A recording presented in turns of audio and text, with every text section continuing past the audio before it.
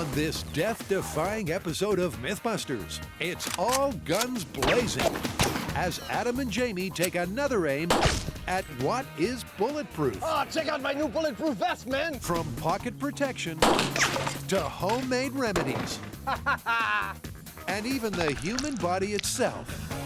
That's what is in your gut. Meanwhile, Carrie takes a swing at a Kill Bill myth.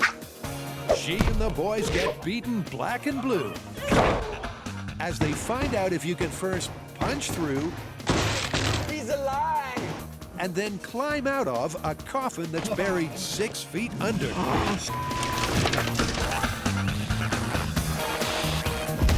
Who are the MythBusters? Oh, that's pretty. Adam Savage I love results! and Jamie Heineman. Bye-bye. Between them, more than 30 years of special effects experience. Arise, my son. Joining them, Tori Belleci, Is this as disturbing as I think it is? Grant Imahara, Have you lost your damn mind? and Carrie Byron. That was a rush! They don't just tell the myths, they put them to the test.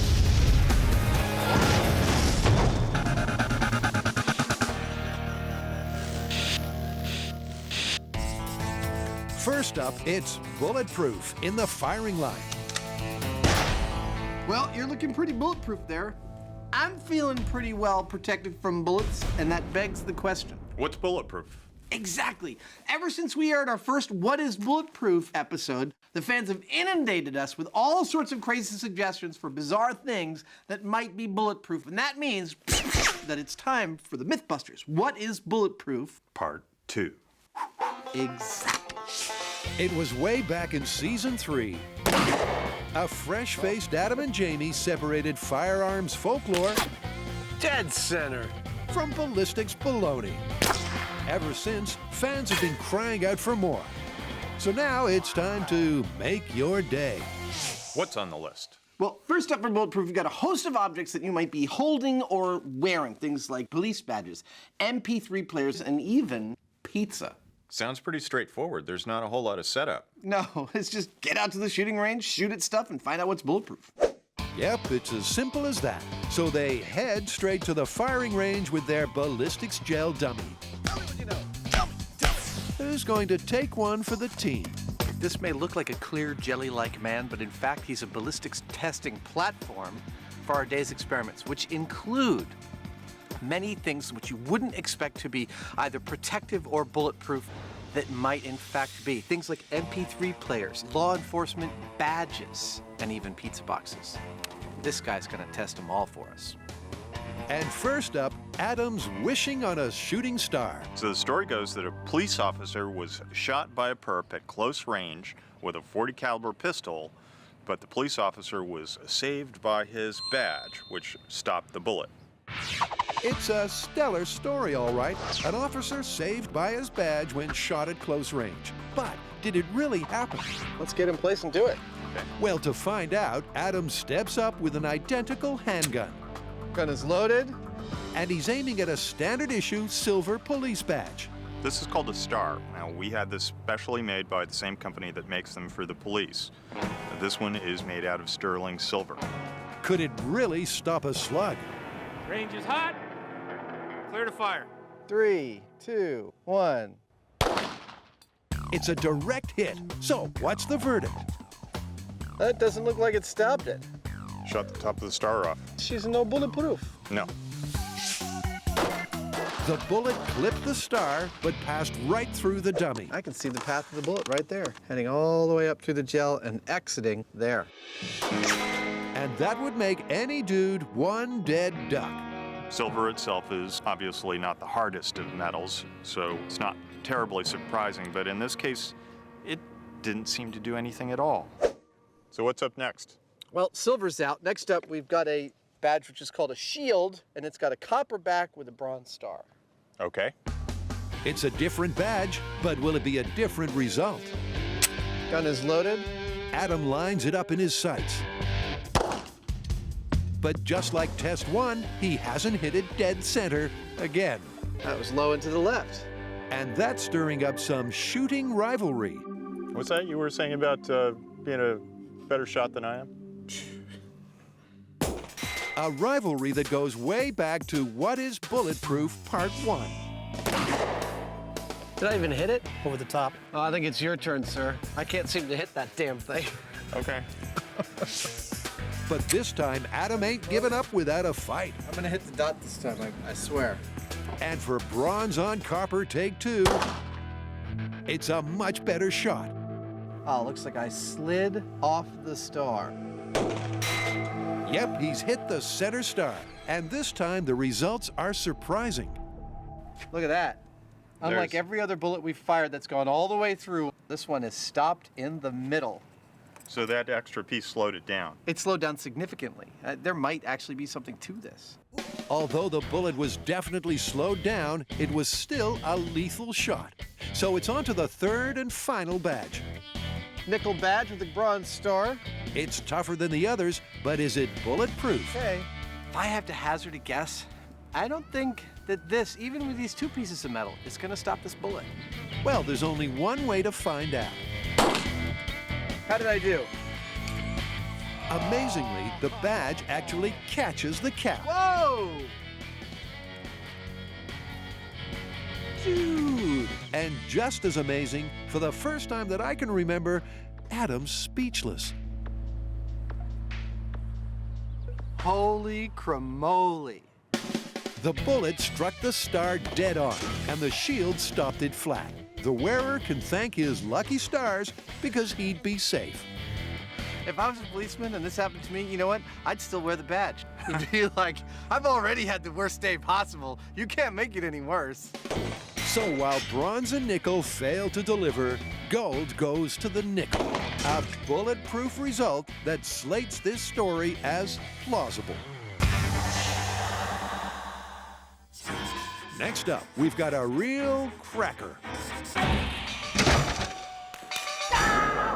Is it Casual Friday? What's going on here? Oh, wait a minute. Yellow tracksuit, sword. We're doing Kill Bill myths. The fans can't get enough of our martial arts myths. And in fact, since the Ninja special, we've been inundated with requests to do the coffin punch scene from Kill Bill. That's the scene where she's buried alive and she punches her way through the casket, climbs through 6 feet of dirt with her bare hands. Right. No sword, right? There's no sword. Okay, put the sword down. Yeah, don't hurt yourself. It's a chilling scene that nightmares are made of, as our yellow-suited heroine literally gets buried alive. Trapped 6 feet under, escape seems impossible. Unless, of course, you are a trained martial arts assassin. So, undeterred by being interred, our heroine uses a series of 3-inch power punches, cracks the casket, worms through the soil, and lives to take her revenge. But is such a death-defying deed really doable? All right, you guys, how do you want to test this one? Well, I think the biggest issue is going to be the fact that she didn't have a lot of room to punch. She only had about 3 inches. So we have to see how much force you can generate from just a 3-inch punch. Then I think we should get a real coffin and see how much force it takes to break through that. All right, well, assuming we can punch through the lid, then we need to find out if you can dig through 6 feet of dirt with your bare hands. Well, before we even get to that, how are we going to test force? Last time we tested the force of a punch, we almost broke Tori's hand. Yeah. Okay, well, I got a brand new technique. I guarantee you no one is going to get hurt. Last time they tested punching power, Grant's invention busted more fists than myths. So this time, he's gone high-tech. I've got a TechScan flexible sensor, plugs into a USB evolution handle, and that goes into my computer. And the computer will be able to record the exact amount of force applied to the sensor. Once the sensor records the punch, the computer then converts the blow to pounds, giving a total amount of force applied. So, armed with Grant's weapon of choice, You ready for the fury? it's time to test what power of a punch the guys can pack. Our very own Italian stallion shapes up first with a full-arm jab. Go. Nice. Ooh, look at that. Okay, stand by. And Grant's reader records the result. Okay, so it looks like your peak there was 1,430 pounds. Ooh. But of course, in the movie, the heroine only had 3 inches of punch power to bust through the box. So Grant resets and Tori refocuses, this time from 3 inches. Did it register? It did register. 781 pounds peak. What? Are you serious? With Tori down for the count, the others see if they can do any better. But punching prowess is notably absent. Boom Boom Belechi, 785 pounds. Knuckles Byron, 362. And Iron Man Imahara, 612. You know, that's not a lot of power. But you know what? We're not trained martial artists. And in the movie, she was. So why don't we find a real martial artist, see if he does any better than we did. Let's go. All right. With our trio unable to punch their way out of a paper bag, they head off to meet a real punching pro, mixed martial arts maestro John Fitch. How often do you get to meet an actual professional MMA fighter? But we get a chance to actually work with him and measure how much strength he has in his punch. I mean, this is like a dream come true. But does Fitch the Fist have what it takes to tackle this coffin punching myth? Well, here's one way to find out. In this corner, weighing in at 170 pounds, John Fitch. In this corner, weighing in at 175 pounds, from the mean streets of Monterey, California, Tori Boom Boom Belechi. Let's get it on! Tori's mom, in fact, any members of the Belechi family may want to avert their eyes.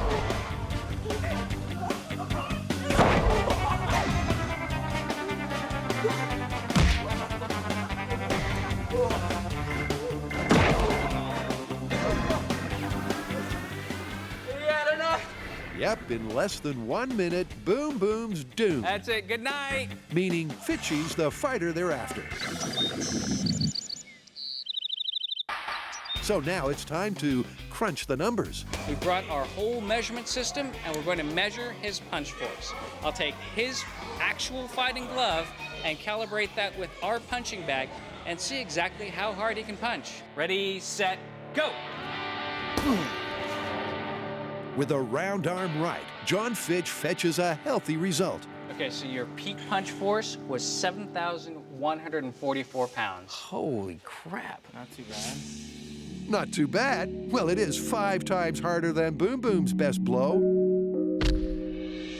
But the real test has to be at 3 inches while lying down. So this is our makeshift casket. You're gonna lay down on your back and punch up at the sensor. The fist assumes the position. Cramped as though in a casket, it's this punch that's key to this myth. So what's the verdict? So check this out. Your force on your back at coffin height, 1,482 pounds. So a trained fighter can 3-inch punch with 1,500 pounds of force. So now the boys need to bury themselves in this myth. Out on the range, the MythBusters have discovered that a standard issue police badge can block a bullet. So what's next? Next, we got another relatively hard object that you might find in the average shirt pocket. The MP3 player, supposedly stopped around from an AK-47. Looks like a little bit bigger of a target. You think you can hit it? Yeah. I think I can hit it, old man. Let's go. So this story goes that an AK-47 slug was stopped by a soldier's MP3 player. But Adam, for one, ain't convinced. What's in there? Well, I'll tell you. This back metal plate's actually pretty thin, about a 32nd of an inch, stamped metal. This front part is polycarbonate. In there is a spinning hard drive and a single board of electronics and not much else. Not a lot of bullet-stopping potential. That's my expert opinion. With the MP3 player ready to rock and roll, that just leaves the gun. A 100% genuine AK-47. I kind of have a penchant for firing it. Do you mind? No. So while Jamie tackles the tunes, Adam feels okay with the AK. Here we go. AK-47 into an MP3 player. Okay, it's a smash hit, but there's a problem. Well, that's one way to get the battery out. Our sharpshooter wasn't so sharp. From just 10 feet away, he barely hit it. For a reliable result, they're going to have to reload. Yeah, I think we need to take another shot. Yeah, I think I do. Or maybe I get to take another shot. No. I get to make this work. So Adam, determined to get at least one round on the charts, sets up for a repeat run. This time, the MP3's down. But did the bullet go through? Oh. Oh, wait. I can see you. All the way through that. Yep, just like this MP3 player, this myth is full of holes. Like any good myth, this one has a grain of truth in it. And our researchers did in fact turn up evidence that a soldier was hit by an AK-47 round. It went through his MP3 player and he survived. But here's the catch. He was also wearing body armor. Now, body armor, MP3 player, what do you think stopped the round? My money has it on body armor. And after all that sharpshooting, time to tackle an even tastier tale. Supposedly, pizza delivery boy finds himself being fired upon by a shotgun, holds his bag of pizzas in front of him, and it saves his life. Okay, well, let's lock and load. How's this for pizza pizzazz? The story goes that a delivery boy peppered by shotgun pellets was saved by 3 pizzas. Well, not just his pizzas. Don't forget about the warmer pack. We've got your standard pizza delivery insulating bag here with some heavy synthetic fabric, webbing, some stuffing for insulation inside, satiny kind of synthetic. 3 cardboard boxes full of 3 pizzas. That's 6 layers of cardboard. It's a lot of stuff to get through, but something tells me, little bird just tells me that it's not going to give that shotgun blast much resistance. But that all depends on the shotgun rounds you choose. Something that's mysteriously missing from the myth. My guess is that he would have been shot with bird shot, and that's what's in here. It's a really fine shot, little tiny BBs, and these aren't going to have a whole lot of penetrating power, so I wouldn't be surprised if pizza will stop them sooner or later. And of course, pumping pellets into pizza is not exactly normal practice. Here's what I want you to think about when you're shooting that pizza, right? I want in your brain to think that you're angry at that pizza, and I'll tell you why, because there's pepperoni on there, and you're a vegan. I know you're not a vegan. You're gonna have to get into a vegan mindset. You're violently vegan. So, revved up by Adam's pepperoni talk, Bird shot into 3 pizzas. 3, 2, 1. Jamie bangs off the bird shot from 10 feet. Dude, not a lot made it through that pizza box. In fact, only about a half dozen BBs made it all the way through. I see, this is number 1, this is number 2. Both of them, stuff is going through. Number 3, it's more like a wad of pizza meat. With lead in it. I don't think we could call it definitively lethal. Dangerous, yes, but I don't think we can call that a lethal hit. Seems like this actually did something useful against birdshot. I would say so. Another reason to love pepperoni pizza! And that's probably what the pizza guy felt too. But what about if a badass shot buckshot, not birdshot? These are effectively like plain old bullets, and they'll penetrate quite well. Buckshot in 3, 2, 1. So, how did the buckshot stack up? 1, 2, 3, 4, 5, 6, 7, 8. They almost all of them, if not all of them, made it through. Yeah. 1. With the buckshot penetrating with ease, the MythBusters can't help but take this one to the extreme. Both Jamie and I are now compelled to answer the following burning question, which is, how many pizzas does it take to attain something that is totally resistant to buckshot? And that's what we're about to answer. Call it random, but they pit 15 pizzas in 5 warmer packs against a 9-pellet buckshot blast. And Jamie's getting a real taste for it. 1. They unleash pure buckshot power. But did it make it through? Box number 1. And what do you know? The buckshot cleared the crusts clean through to box number 5. It didn't make it through the back. Wait, we gotta open this up. Pizza number 14. Oh, it stopped. 14 pizzas. So it kind of worked. The buckshot stopped at pizza number 14. But would it sell as a bulletproof vest? Oh, check out my new bulletproof vest, man! Oh, you cannot mess with me!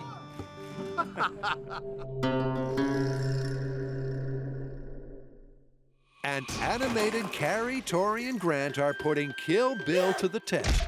They're trying to find out if you can cuff your way out of a coffin. And with punch data gathered from martial arts expert John Fitch, next, the team needs a casket. And that's where Carrie comes in.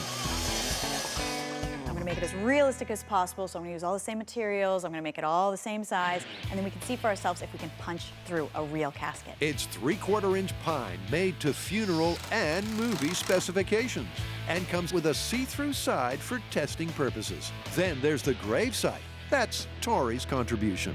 So I've come up with a design to test this safely. What I'm gonna do is build a box that will hold the 6 feet of dirt. And then what I'm gonna do is raise that up off the ground 4 feet with steel legs. And then what I'm gonna do is put the casket underneath that box. Once I have the casket in, we have the dirt in place, then we can start testing whether or not it's possible to break through the casket and dig through 6 feet of dirt. More on that later, because right now it's on to the punch itself. With John Fitch unavailable, that's down to Grant. And no prizes for guessing his design. That's right. I'm gonna build a robot. Using the robot, we'll match it to John Fitch's punching strength, and then try and punch through the coffin lid. And thanks to the wonder of editing, it's a case of no sooner said than done. Voila! A robotic punching machine that can give the coffin a fearful cuffin. I call it the RoboFist. Here's how it works. First, air comes into the regulator, gets regulated to whatever pressure I want, gets stored in an air tank. The air tank goes to a high flow valve that lets air go really fast. That gets split into 2 tubes that go down to the bottom of the piston. Now, when those fire, these 2 valves allow air to come out very quickly and goes whoo, very fast. 3, 2, 1. I think it's working. And that means RoboFist is ready for a test. And I'm just gonna dial up the pressure until the robot can punch as hard as John Fitch.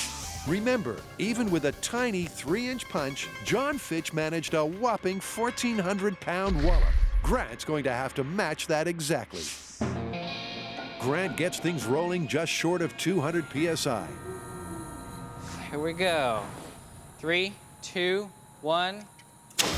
And what do you know? Yo beauty! So, at 185 PSI, the robot is punching at 1,430 pounds, which is exactly in the range that John Fitch can punch. And it's punching at the right speed. So now, it's time to bring in a casket and see how the robot does against that. Next up in the Bullet Bonanza, body parts. What's up next? Well, people come in all shapes and sizes, and the fans' next question to us is there a shape or size that could render someone bulletproof? I.e., could someone provide enough fatty tissue or muscle tissue to where a bullet wouldn't get to their vital organs? I don't know why, but that's kind of twisted. Which means you like it. Yeah. All right, back to the range.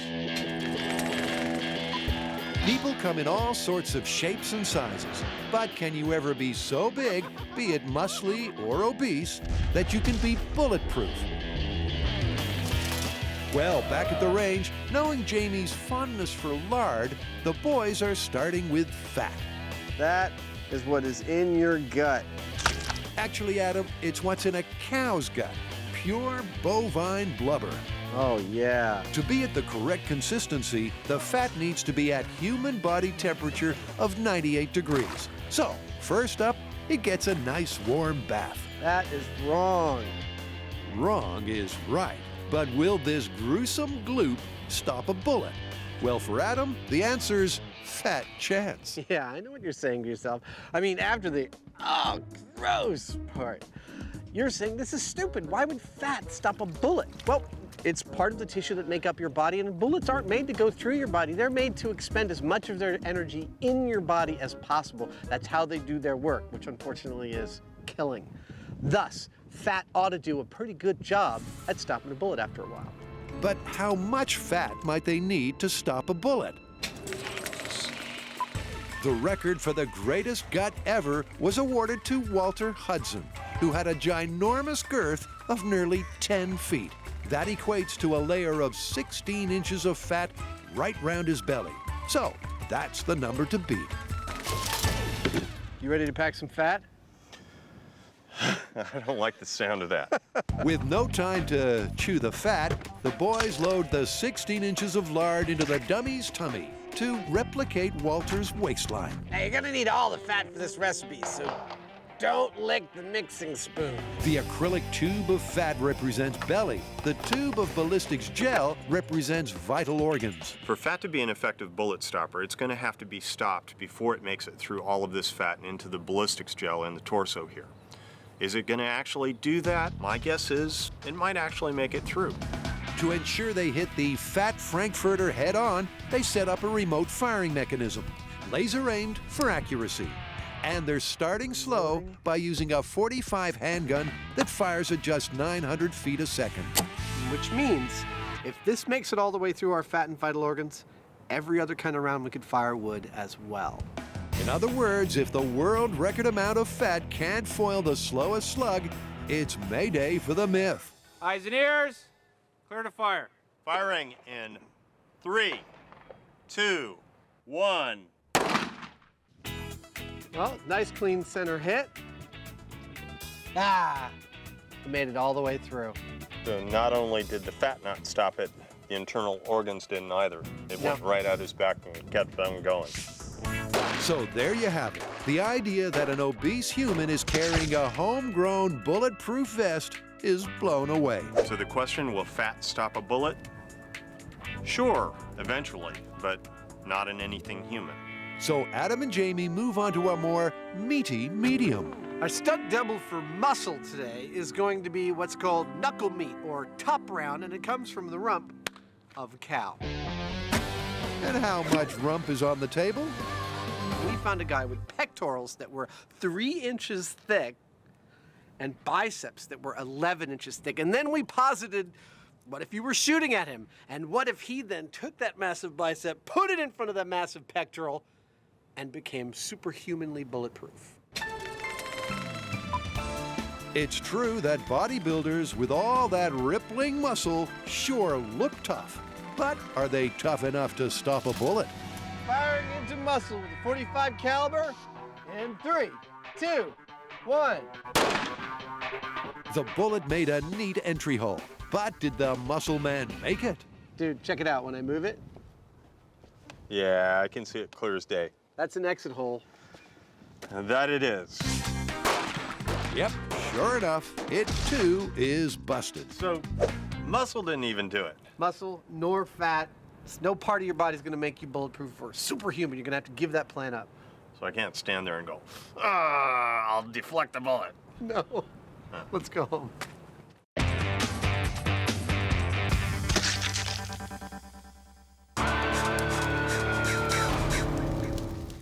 Back at M7, Cary, Grant, and Tori have built a robot to punch with the power of martial arts expert John Fitch. Now it's time to test the Kill Bill myth. Can you really punch your way out of a pine box? Well, first, Cary finds out that in confined space, nobody can hear you scream. How you doing in there? Can you breathe? Real funny joke. The team lays the RoboFist to rest, This is how they do it in Hollywood, Gary.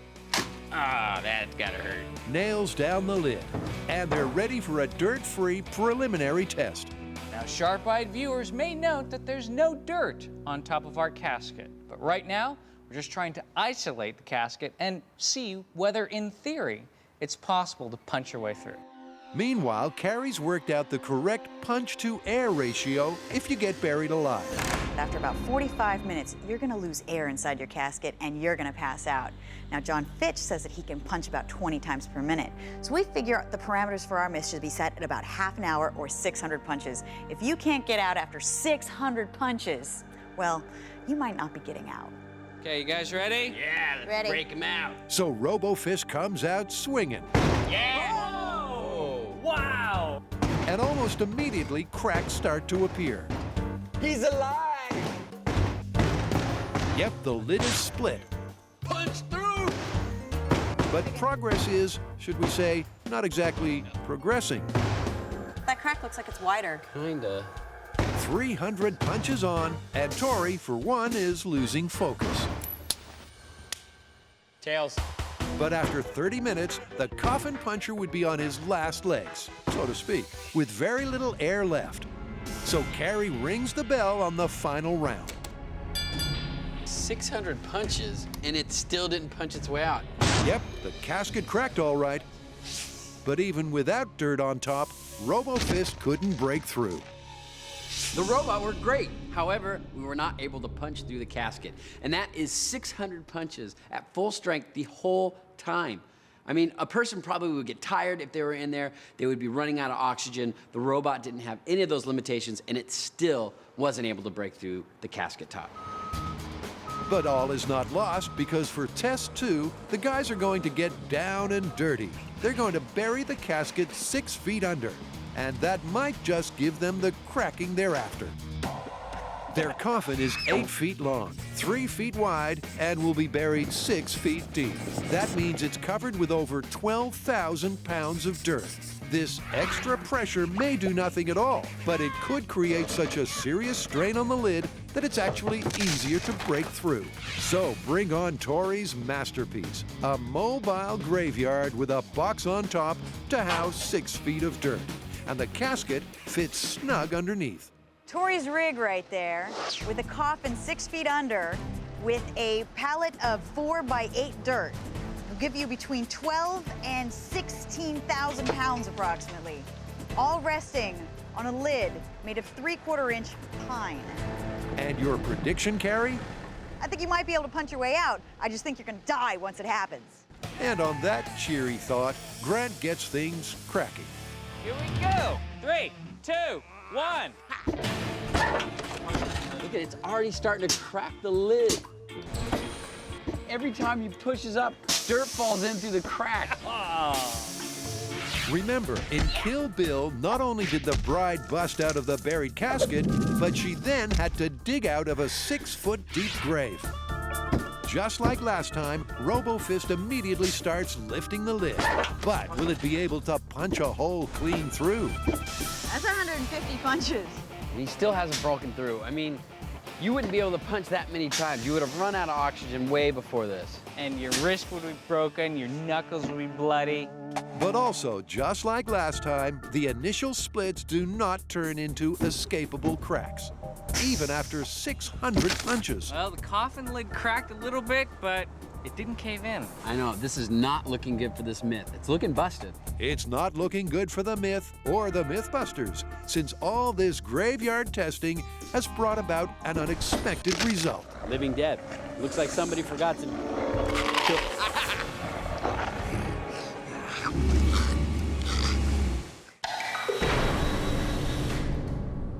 The MythBusters have come out all guns blazing.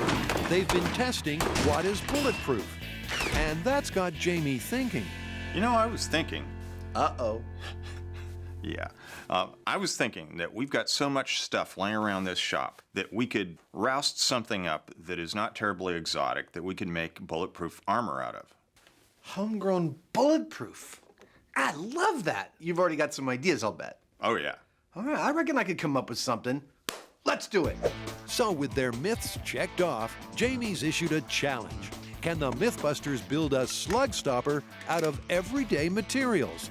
Well, first up is Adam, and he reaches straight for, custard? This is just cornstarch and water, and it's known in science circles as a non-Newtonian fluid. And I'm thinking its property of acting sometimes like a solid and sometimes like a liquid. As illustrated to perfection in the Ninja Special. When Adam's son jumped on the cornstarch, it immediately hardened, so it supported his weight. When he stood still, he sank like a stone. But will it be strong enough and act fast enough to stop a bullet? Meanwhile, in the other corner, Jamie's foregone custard and focused on soda. Well, the can at least. What I'm noticing as I crush this can is that it's getting progressively more resistant to me crushing it. So by crushing it to the max, will it roadblock a round? I don't really think it's going to stop a bullet by itself, but what if I have a whole bunch of them? So while Jamie compacts cans, Adam's ready to test his cornflour mix. Homegrown, bulletproof, 1 layer in 3, 2, 1. Can the custard cut the mustard? Oh, I definitely went through the aluminum. 1 layer. It's clearly not enough. Having beaten his aluminum cans into submission, Jamie adds a dash of homebrew glue to the mix, known domestically as FGR 95 cement. Okay, that's 1 down. That's FGR 95 and propylene fiber with aluminum cubes. Adam amps up his testing. It's now a 2 custard cluster to fire at. In 3, 2, 1. 2 layers still doesn't look like enough. Meanwhile, Jamie's ready to point the Glock at the soda can block. Firing in 3, 2, 1. Does that look like... That's the... Did you catch it? I caught the bullet right in the face of it. There it is. So Jamie's first prototypes left him feeling pumped, while Adam's feeling pressure. In desperation, he maxes his mix up to 6 layers of custard. 6 layers. Going for broke. 3, 2, 1.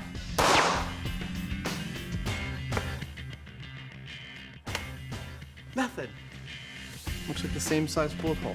So cornstarch as a bulletproof material? Dud, dud, dud. 3. Meanwhile, Jamie's testing has now shown that cement with fiber and cans is okay at stopping a 9mm. It collapsed the aluminum, but it did not make it through. But he wants more, and a sudden restroom renovation revelation delivers the solution. Even though I'm kind of attached to my recycled aluminum cans, I'm going to try these tiles. They're hard. I think they might break up a bullet, and they come ready to go in these nifty little sheets, just like armor plates. They test it out and... 3, 2. What do you know? The bullet bounces straight off. Jamie, it didn't make it through the felt. I wondered. Yeah. So that worked. It did. Rather predictably, it's Jamie who wins this challenge. But how will his bunch of blocks fare when they get put to the ultimate test? Let's get out to the shooting range.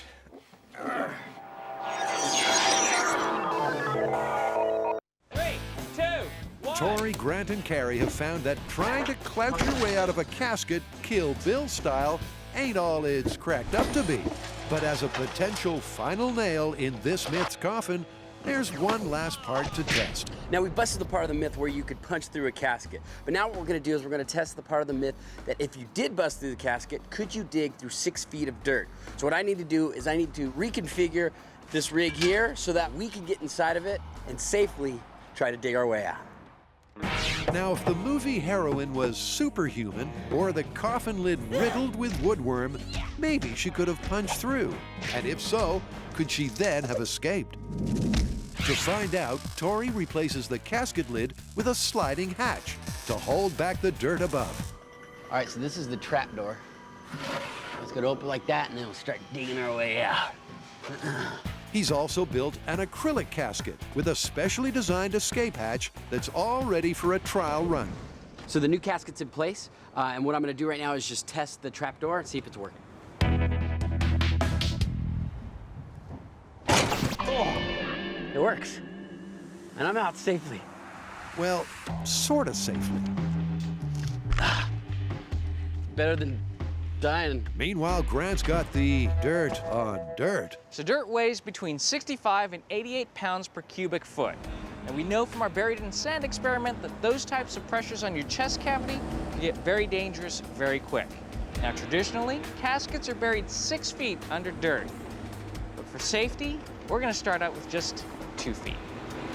But even only 2 feet under, Carrie, for one, is sure Tori's digging his own grave.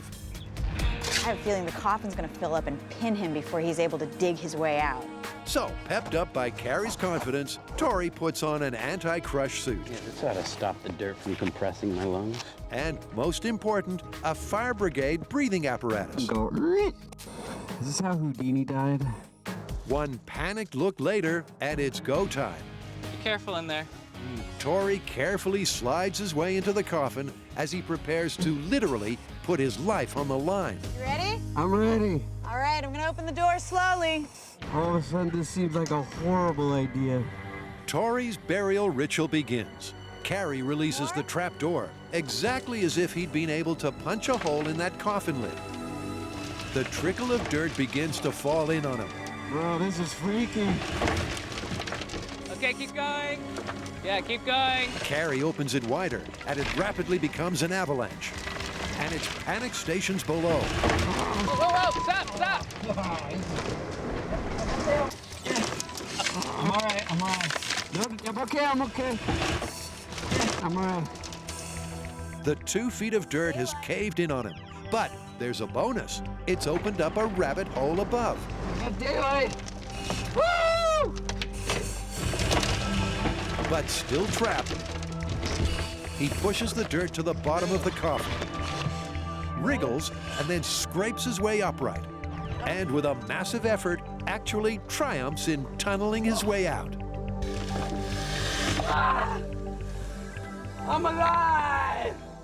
As soon as the door was open to about a foot wide, all of a sudden a ton of dirt came falling in on my chest, and I couldn't move my arms anymore, I couldn't move my body, and I started panicking. I almost had Grant hit the quick release and let me out, but I calmed down, finally got the dirt pushed down enough so I could maneuver enough to get out of the 2 feet of dirt.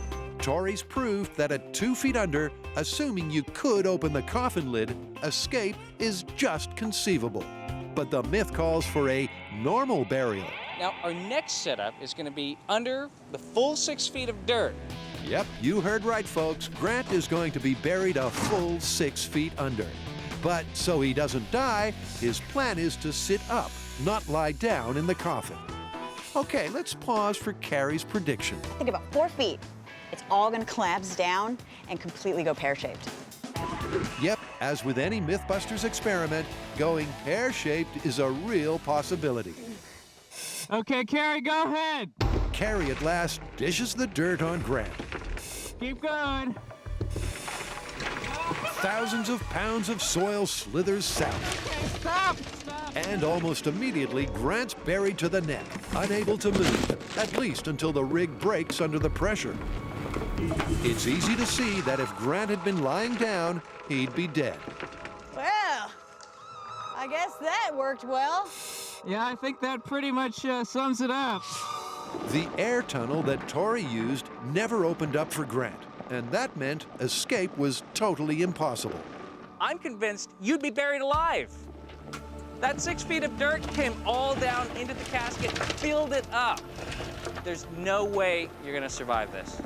So let's go inside and put the epitaph on this myth. All right, you guys, where do we stand with coffin punch? We definitely have to bust this one. I mean, there's no way we were even able to punch through the lid of the casket, and that's with the full strength of the martial artist, both in the shop and when the casket was buried. Okay, and say you could punch a hole in the casket, and you could punch that hole big enough that you could crawl out of. There's no way you're crawling through 6 feet of dirt. Look how much trouble you had with 2 feet. And I had a mask on and a respirator. Yeah, if you didn't have that, you wouldn't be able to see or breathe. Yeah, so this one is definitely busted. Busted. Busted. I just hope I never get buried alive. Oh, that's what I was gonna get you for Christmas.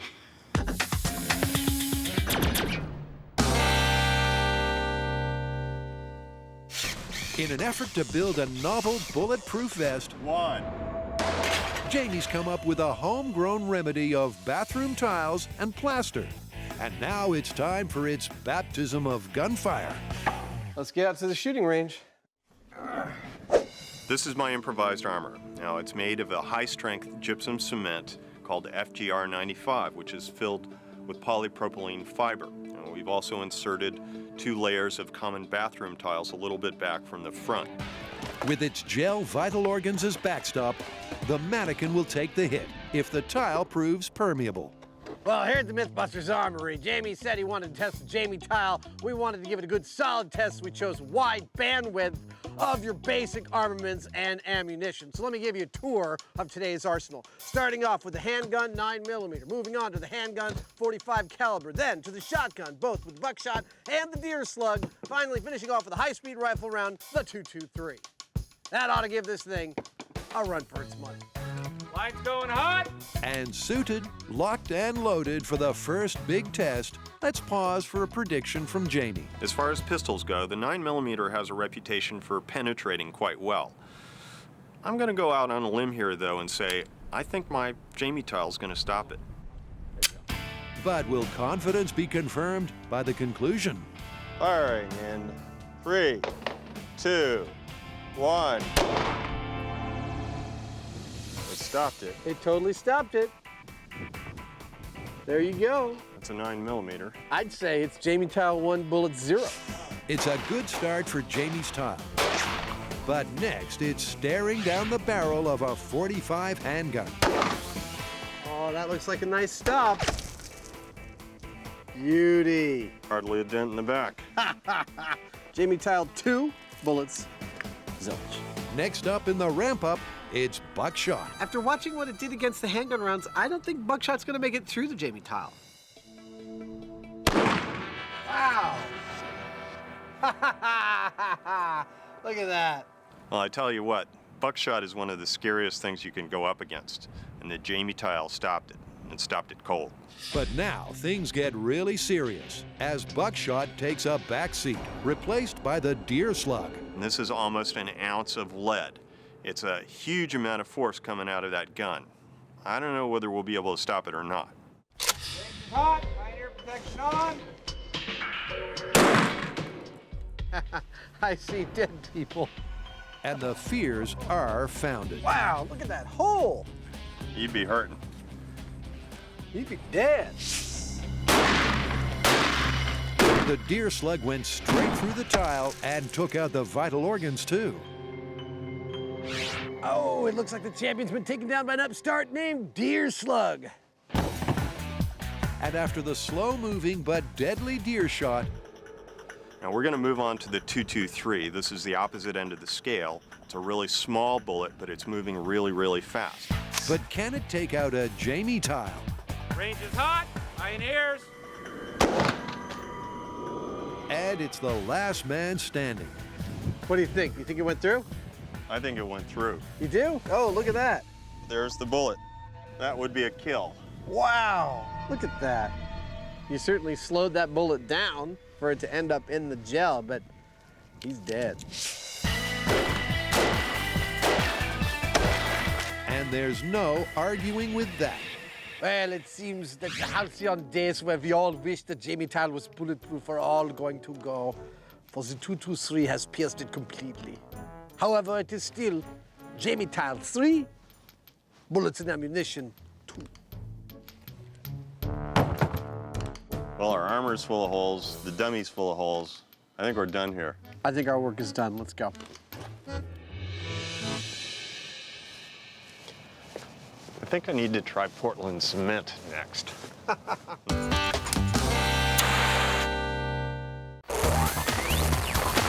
In this episode, the MythBusters are going far beyond their comfort zones. Did I tell you I was afraid of heights? Could you survive falling 200 feet into water by throwing a hammer in first? And multiple myths for soft drinks. Does cola have miraculous power? Your side sucks. You might bust a myth from the other side if you could survive the burial. It's, I can feel it coming in. Roger that. We're gonna get you out. Who are the MythBusters? Am I missing an eyebrow? Adam Savage. I always enjoyed seeing Adam in pain. Oh! And Jamie Heineman. Jamie wants a big boom. More than 30 years special effects experience. Feel kind of sexy. They don't just tell the myths, they put them to the test.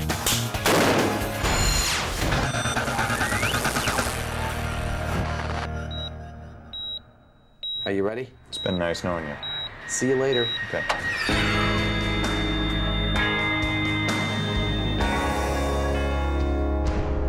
She thinks I look great in Naughty Pine. What do you think? How long could a human survive in the confines of a coffin 6 feet under? Farewell, cruel world. Adam's plan is to bury Jamie alive. How you doing, dead boy? Are you okay in there? This experiment is risky, asphyxiation a real possibility. I don't know if I'm gonna like this too much.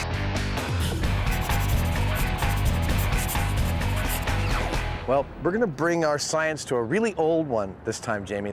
And the idea is that someone could be mistakenly declared dead, put in a coffin, and then put into a grave and buried while still alive. Well, it seems like that'd be possible, but I don't think they'd last very long.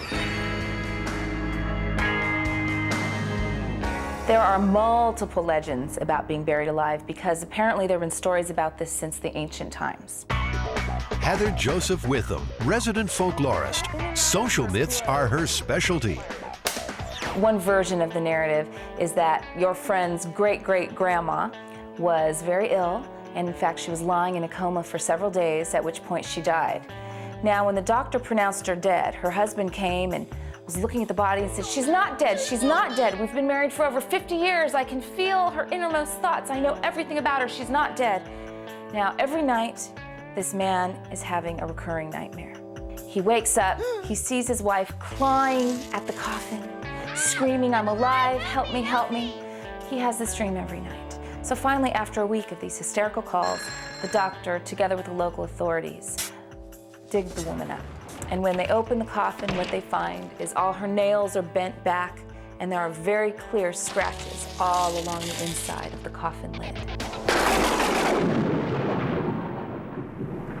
First of all, I don't think anyone has ever been put into a closed casket unintentionally and alive. I think that is fiction from overheated Gothic writers.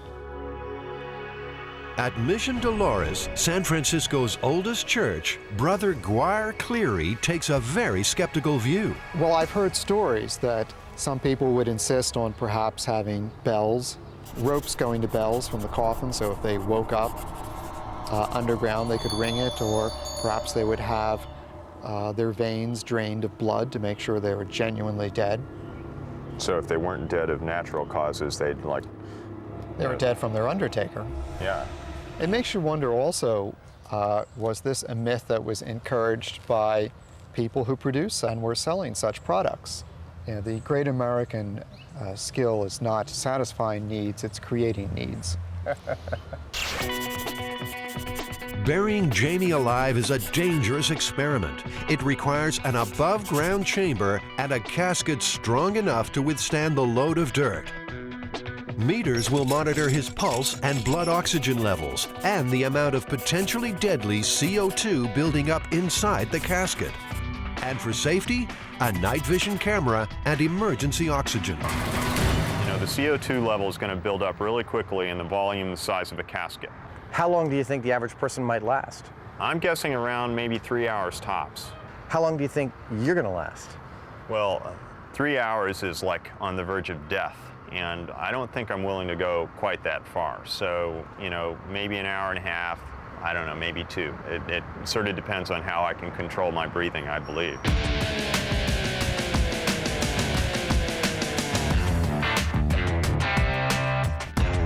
Kind of like that, you know. You like the cash drawer? Yeah, keep my wallet and valuables in there. The first item required is Jamie's coffin. His concerns are size, strength, and comfort. This is a 18-gauge steel casket and velvet interior. Kelly Gillespie works closely with the bereaved at the Arthur Sullivan Funeral Home. And this is the pillow, so you'll feel how soft that is.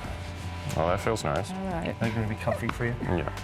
And this is the spring bed mattress underneath, which does rise up and down. And then these notches up here go right into the hole, and then you can lock it. So if you were inside here and once it's closed, you're not getting out by yourself, right? I don't see any way of getting out from the inside. Bummer. You're gonna have to trust us. Not very comfy. This actually feels kind of lumpy. It's a press board that's covered in fabric. Kind of concerned about getting crushed. I don't know about a couple tons of dirt on there. It seems sturdy enough. It's 20-gauge steel. Maybe to make sure that I do come back intact, we should buy the Astral Phoenix. Well, then what do you think about this one, Jamie? I think I'd be okay with 20 gauge. I would feel a little bit more comfortable with, you know, loading all that dirt on it. Your comfort, Jamie, is our first priority. I need to be able to rest in peace. Exactly. The choice is made, a preference for steel over wood. You know, there's something vaguely disturbing about this, and I'm not sure what it is. You want to ride back in the back and I'll drive? Sure.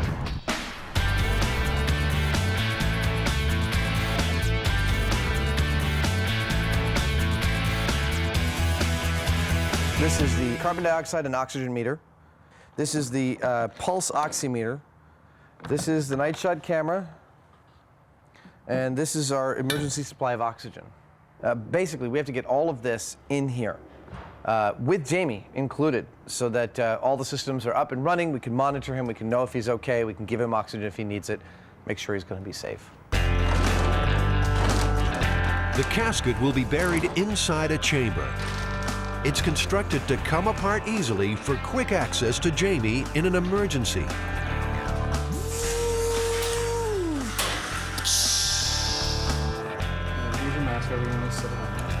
Safety is the first priority, so the casket is prepared for a trial run at the workshop with Jamie inside. The casket is sealed. 2 emergency medics will be on hand at all times. Jamie's survival may depend on their skills. Pulse is 81, and his blood oxygen level is 98. Hey, Jamie, you want to run through how you're feeling in there? Any change in the state of your head, i.e. Lightheaded, dizziness, seeing lights or anything? No, I don't think so. Everything seems fine? I'm just kind of thinking about sex a lot. Okay, that's only interesting if it's change in state. The medical profession is doubtful anyone could survive a burial. Dr. William Miller, medical director at St. Luke's Hospital, believes no one would live to tell the tale. Well, I think that when I was a Boy Scout, we used to sit around telling each other stories around the campfire about, you know, bodies that had been dug up and scratch marks on the inside of a coffin. But when I became older and a physician, I have never given any of those stories any credence. Do you think it would have been any more likely in the past? I mean, given that the technology was a lot different then. I think certainly that in the 1800s, for example, at that time we did not have an agreed upon set of criteria. And so you might have a physician whose idea of death was, for example, very flimsy and not very solid, and they themselves might pronounce somebody dead who, by today's criteria, we would not say was dead. Most of the macabre stories belong to the dark days of medicine, when pronouncing someone dead was a hit or miss kind of science. So you have the story in the 17th century, Marjorie Elphinstone of Scotland gets actually buried. A few hours later, at nighttime, robbers come, they dig her up, and they are going to take the jewelry off her when she groans. And they all go running off into the night in terror, and she sits up, walks home, and outlives her husband. Modern medicine avoids uncertainties of the old days by using 5 different factors to pronounce someone officially dead. Well, the first thing that we would do is to induce some significant stimuli to see if there's any neurological response. And the way many of us do that is we take something scientific like a car key, and we push very hard on the thumb to induce pain. Then we check for a pupillary response, usually using a pen light, and see if the pupils react. Then we would take our stethoscope and we would listen for a heartbeat, and usually while listening we also check for a pulse. And we use the carotid artery, and then finally we would listen over both sides of the chest for any respirations. So if a patient is not breathing and there's no pulse and there's evidence that the brain is not functioning, then that's the determination of death. Are you okay for another 7 minutes there, Heinemann? Feel perfectly fine. It's hot. That is the only thing that I don't like. Back at the workshop, Jamie's test run in the sealed casket has lasted nearly 50 minutes. His blood level of carbon dioxide peaked at 3%. 4% is getting dangerous. 10% is lethal. Waking up in a coffin, you know, surprise, I think it would be a pretty scary experience. This stuff is like what gets you. You know, it's all, being in a box is one thing, but you got all the stuff that's supposed to make it real nice and pleasant, and it's actually really kind of creepy, I think. Many of these stories are relatively recent. You have a man in South Africa in 1993 who is pronounced dead after a car accident. He spends 2 days in some kind of metal casket above ground, at which point he wakes up, and unfortunately he's not very happy apparently because his fiancée won't take him back, believing that he's a zombie come back to get her. So the next step is to load this up on our forklift, lower it down into our makeshift above ground grave, fill it with earth, and monitor Jamie until he begs for mercy.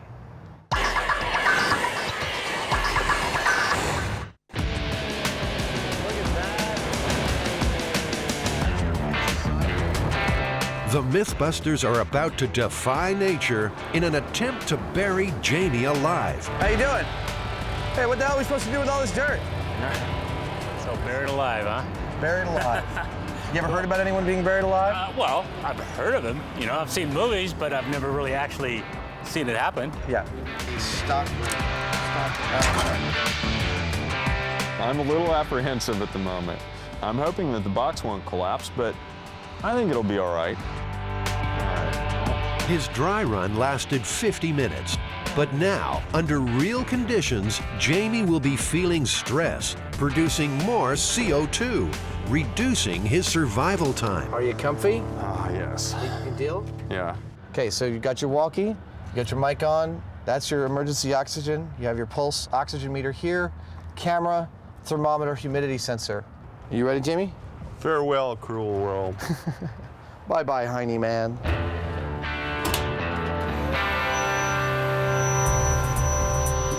With Jamie laid out in his casket, Adam gently lowers him into the chamber. Watch yourself, it's gonna go down. He's about to undergo a rare ordeal. He will be buried alive.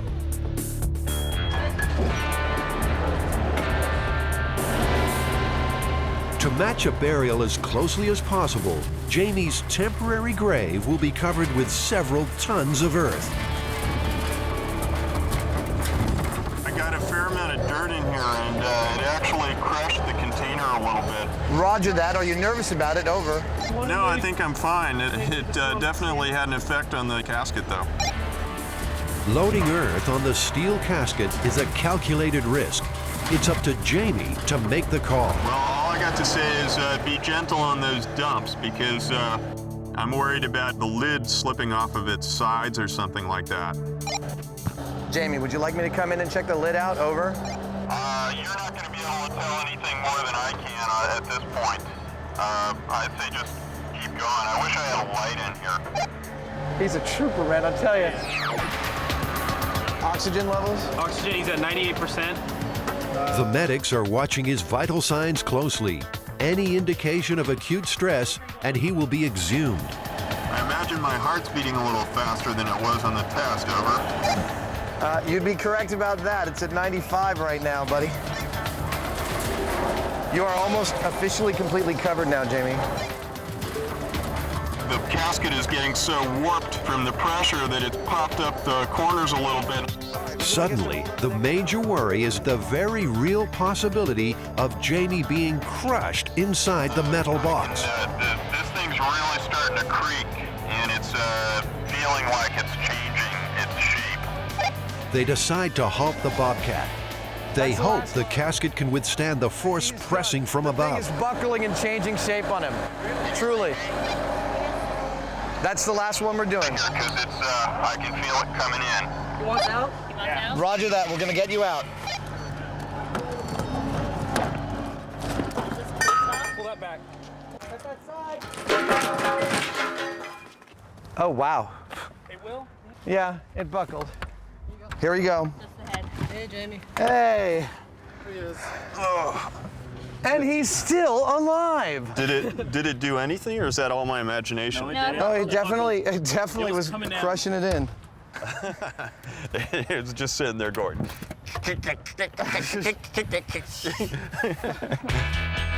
Yeah!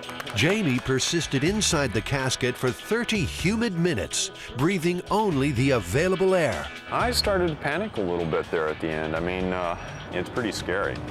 I mean, I don't have any particular fear of enclosed spaces at all, and you know, feeling those walls starting to cave in, it really, really gets you going. As I'm sure my pulse rate will testify.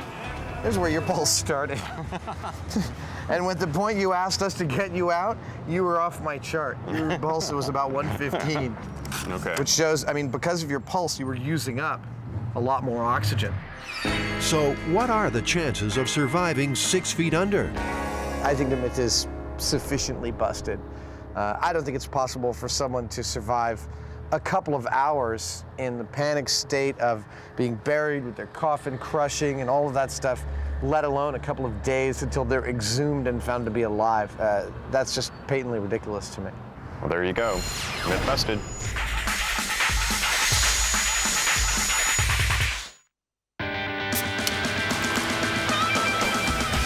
America's favorite drink has always attracted its own share of popular myths. Some of them true, most of them baloney, but all of them challenges for the MythBusters.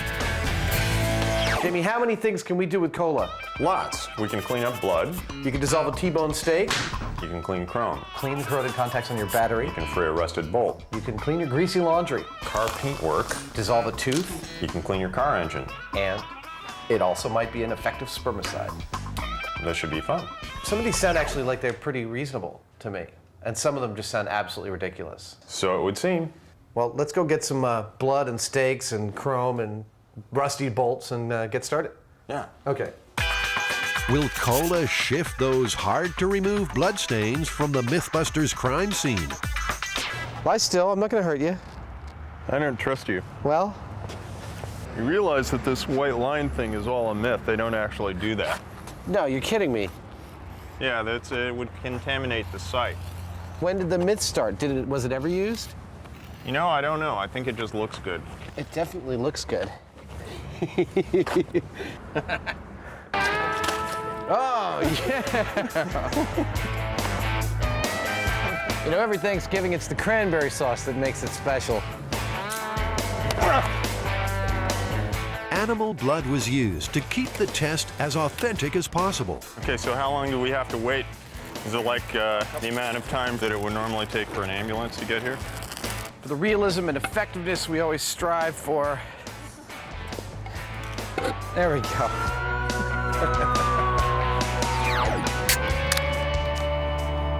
After 2 hours in the California sun, only Jamie's crime scene outline gets the cola treatment. It's kind of rejuvenating the blood, isn't it? Isn't that what they advertise it to do?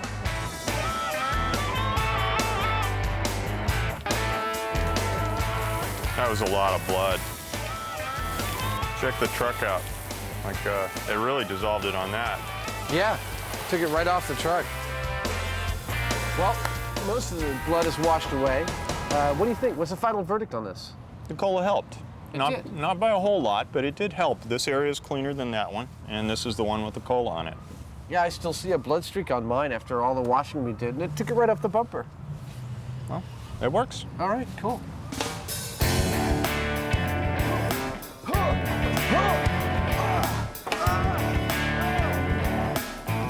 No one was willing to volunteer their car for the cola cleaning and rust test, so Jamie rolled in a junker to see if it could take all that cola could throw at it. That was good. I didn't know it had brakes until you stopped. I didn't either. Jerk.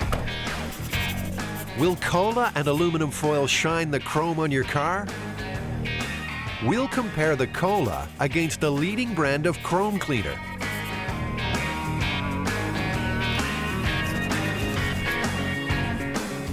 I'm not sure exactly what the aluminum foil does with this. Well, I think it ionizes the cola particles and brings the rust to the surface.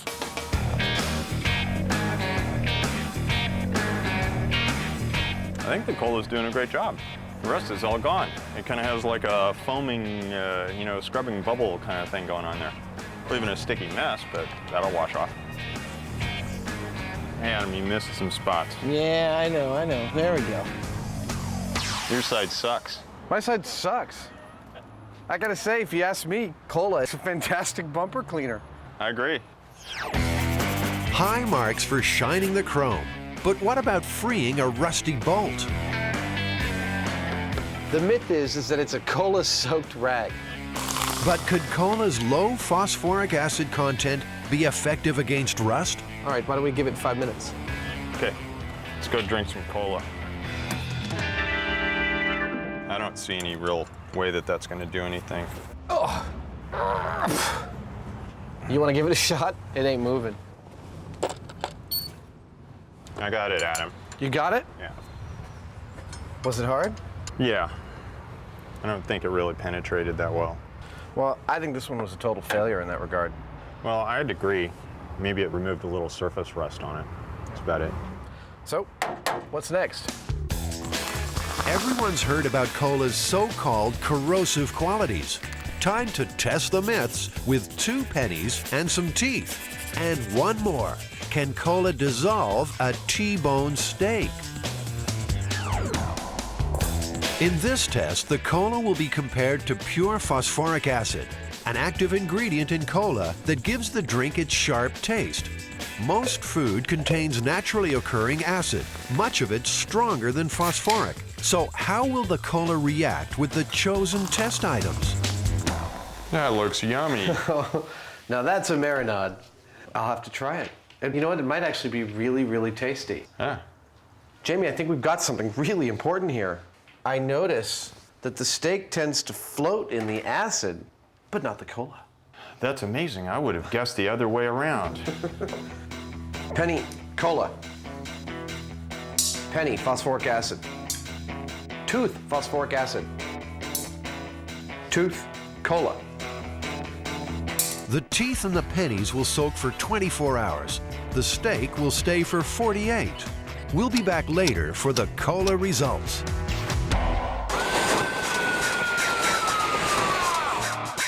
Did I tell you I was afraid of heights?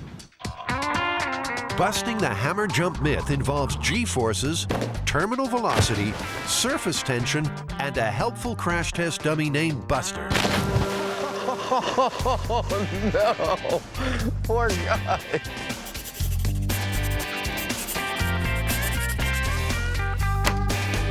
Well, there's this myth that if you fall off a high structure like a bridge or a crane or something over water and you throw a hammer in front of you, that it'll save your life because it'll break the surface tension of the water. No way. This story's been told about the Sydney Harbor Bridge and also about the Golden Gate Bridge in San Francisco, California. The story's told among people who work on bridges, construction workers, people who might fall off of a bridge and like to have the idea, at least subconsciously, that there's something they can do about it, that there's some way to save themselves. I guess this is based on the idea that if you fall from a really large height, hitting water is pretty much like hitting concrete. I mean, it doesn't move out of the way like we expect it to. It actually resists impact at that speed.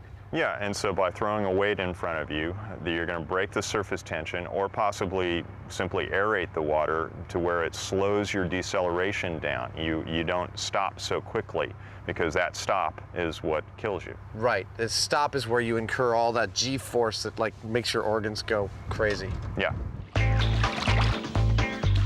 Surface tension is what keeps water-striding insects afloat.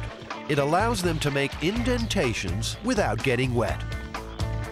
The apparently invisible skin is formed by water molecules creating even greater tension at the surface. And that's why belly flops hurt. In consideration of the myth, I would think it'd be very reassuring to believe that if you're working high steel, you misstep, it would be nice if your tool bell went first, broke the fall, and you survived. According to author Stephen Cassidy, the hammer myth may have originated during construction of the Golden Gate Bridge. In 1937, 12 men fell when a bridge section crashed into their safety net. Only one man survived. Did his hammer break the fall? The tool belts that those guys used had, among other things, spanners and hammers, so they might have 100 pounds of tools around a tool belt. Certainly enough heavy metal at their disposal in the form of tools to equate to a hammer or many hammers. At 220 feet above water, the Golden Gate Bridge would be ideal to test the myth of a hammer breaking an accidental fall. These days, for security reasons, the massive structure is off limits. So, to bust the hammer jump myth, Jamie and Adam need a way to get some serious height. That's what the crane's for. So we'll take the dummy to the top of this crane and drop him into the water a bunch of times? That's it. Dummy's gonna get to go swimming. Oh, I love this job. The MythBusters are at Mare Island, the former naval shipyard just north of San Francisco, where the Pacific Fleet used to put in for maintenance. Mare is the home of the Whirly, a huge crane that can turn through 360 degrees. At full extension, it reaches up around 150 feet, the height Jamie and Adam need to drop the hapless dummy, Buster. Well, we'll always have a rigger with you. And the rigger will signal the operator. I mean, the operator can't hear you. Cooper manages the massive crane and is supervising safety aspects of the experiment. He's a little dubious about the story. I hadn't heard it. I thought it was kind of different. But two of the guys in my office were very familiar with it. One of our fellows has got an advanced degree from Stanford in construction management, and he definitely had heard it. So it seems like it's something within the industry is common knowledge. When the experiment is underway, Jamie will have the job of rigging Buster the dummy and the hammer, all while working hundreds of feet above water. My gosh. Wow. Snug as a bug in a rug up here. This thing ain't exactly flimsy, you know? The view up here is incredible. You know, the simple fact is that when he hits the water, the margin between life and death is going to be very small. Yeah, it's only a tiny fraction of a second, and I suppose this hammer thing actually could make that difference. The critical science requires calculating the force at impact. Adam will fit Buster with an accelerometer, the same type used by courier companies, to see if your packages are being treated gently. It measures the energy generated by sudden stops. We've got to put this in his head or in his torso, wherever it will fit. This is an accelerometer. This will measure the G-force when he hits the water. Oh, look at that. That's really pretty. All right, let's see. Do you want to get hit in the head? You're going to anyway. Buster's cavities are designed to hold smaller instruments for auto industry research. He's a crash test dummy after all. Adam's task is to make room inside the dummy to accommodate a larger accelerometer. I like this. I'm quite pleased with this. Let me get your chest back on.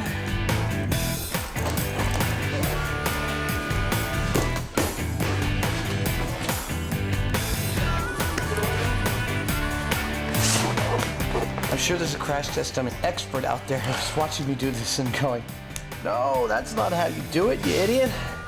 Ah! Ha! Yeah. You can do better than me. Hey, this guy's almost ready to throw off the roof. Come on there, buddy. That's it. I get to drop him the next time, you know. Before dropping the dummy from towering heights, they need to test the accelerometer from a little lower down. All right, go ahead. 3, 2, 1.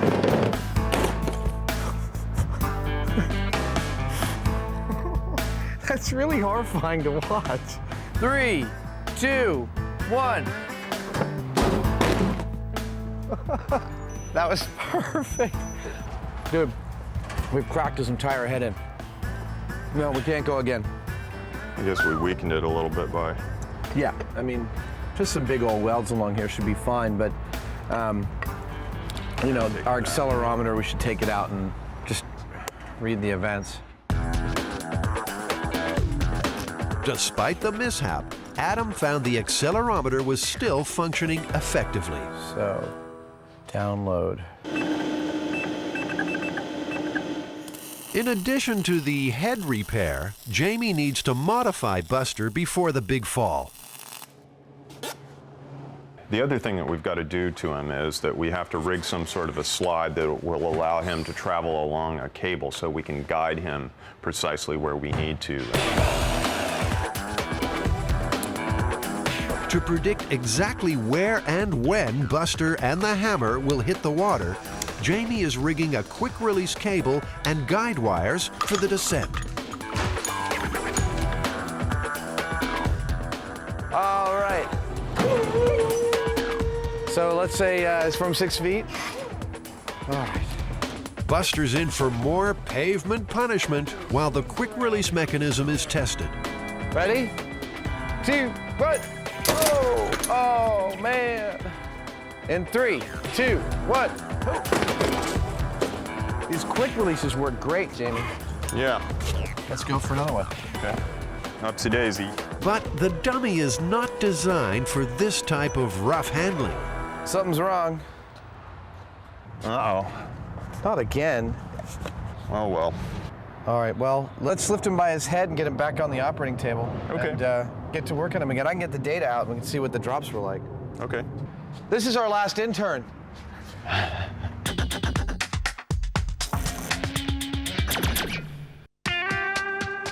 Back at the Mare Island Docks, all is ready for Buster's big day out.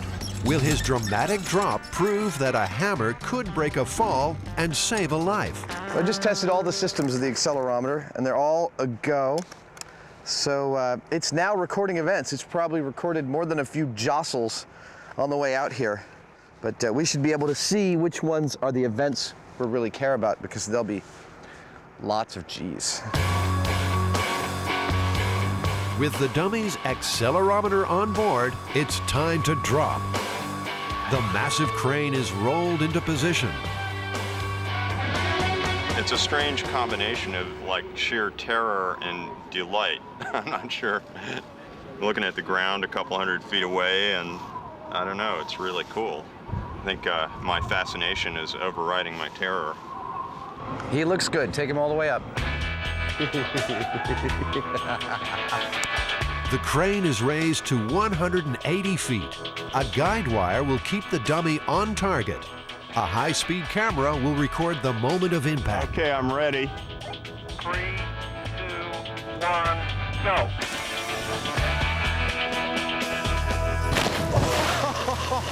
Oh no, poor guy. I think it was a back flop. I was looking for a belly flop, but this was a back flop. He probably experienced the full G-force that's possible from this height. Oh no, no, no.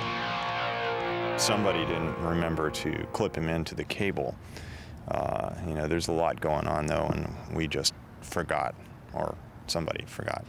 We didn't forget to hook the legs on. In fact, Jamie forgot to hook the leg on. I said, by the way, I put a pin in the knee, but because the threading is stripped out, there's nothing there. You're gonna need to take a long bolt and put it all the way through that to make sure the leg is connected. Never got taken care of. Not my fault. There's only one answer. Someone's gonna get wet.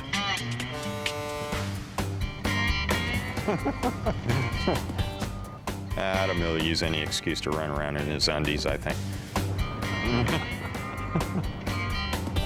Oh, God. Probably like 5 feet down in the mud.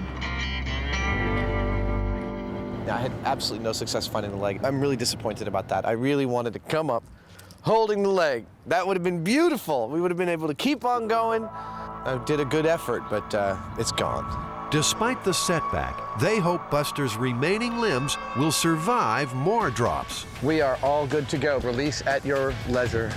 3, 2, 1, go.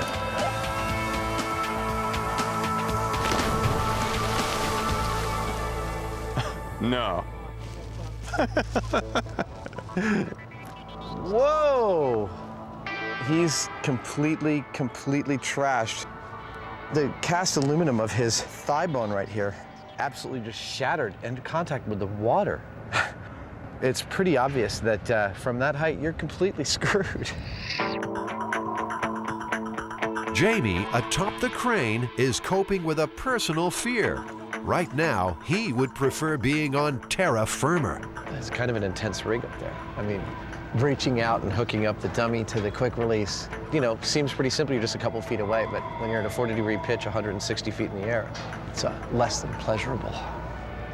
When I'm up there on that height, I'm over and over seeing myself like, oh, that's all there is to it. And so, you know, I can do it. I don't have to like it, though. Buster has been falling an average of 60 miles an hour. Because of the missing legs, to get consistent data, they decide to start again. Another test, we'll do a control without legs and without a hammer, and then we'll do another one with the hammer. All cameras are rolling. It's a go. 3, 2, 1, go.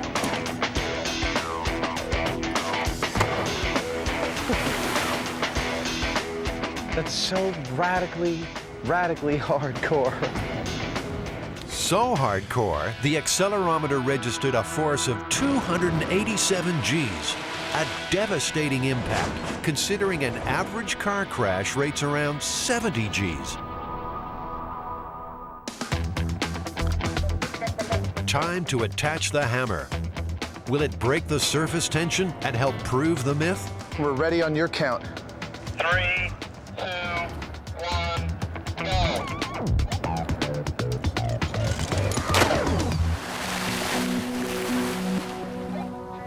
Even with the hammer falling first, the dummy still registered a shattering impact of 239 Gs. Take a look and see that the little yellow pieces of foam over there. The force is so great, it's yanking foam out of his butt and like rendering it all over the place. We're seeing little scraps every time he falls. 3, 2,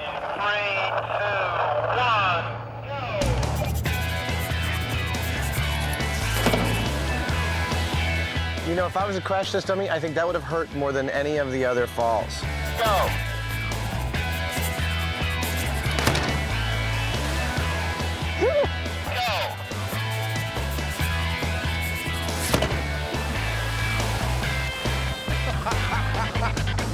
I'm enjoying this more every time. You know, I think Jamie's getting a little sick up there. Oh! Oh! I'd say that's a good day's work. I want to get the hell off this crane.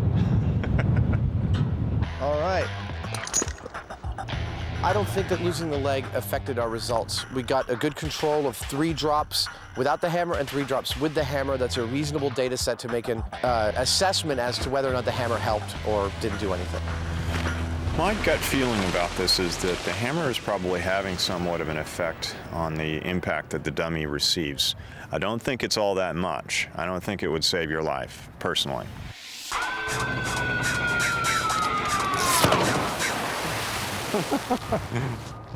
That's our first one with a hammer. Did a face plant at a slight angle, butt first. Back at the workshop, Adam and Jamie are comparing the different impact curves downloaded from the accelerometer. Yeah, there's effectively no difference in the length of that curve, just between 200 and 300 Gs. Even if the hammer helped a little bit, when he hits the water, he's going 60 miles per hour plus, which is like twice the speed that they test auto crashes at. You know, the thought that jumping off something and hitting water is going to like literally rip your limbs off your body is surprising. I never would have thought that. It blew my mind, actually. Yeah. And then bottom line, our data doesn't show any effect of the hammer at all. No, it doesn't. I would say that this myth is busted. I'd agree.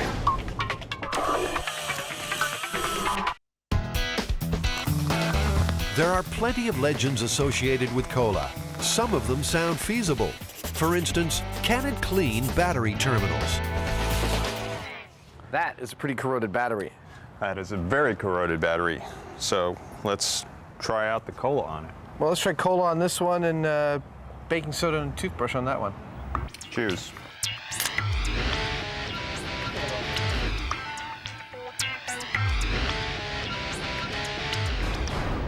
So, should we line them up and take a look-see? Sure. Personally, I don't really see any major difference between them. Yeah, but the cola actually does work. Let me see something here. I'm gonna actually just try straight water on this one. See, given what the water does, it might just be that the cola is simply a liquid. Yeah. Not that it has any special properties, because the water without anything just cleaned up that terminal pretty fine. That's true. Is cola the great grease stain remover? So I kind of figured before we clean the engine, I should sort of like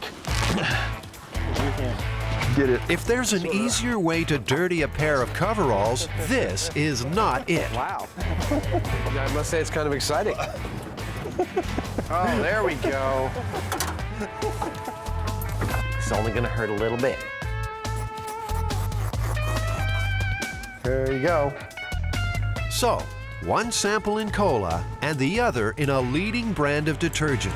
Both left to soak for 4 days. So, well, we've rinsed these, and I don't know, for my money, the unagitated laundry detergent didn't really do squat. Cola turned the material brown, but it didn't do anything at all to the grease. So, strike another one off the list. Okay. A real cola cleaning challenge. An old greasy engine. So we're the cola on the left side, right? Yeah. There you go.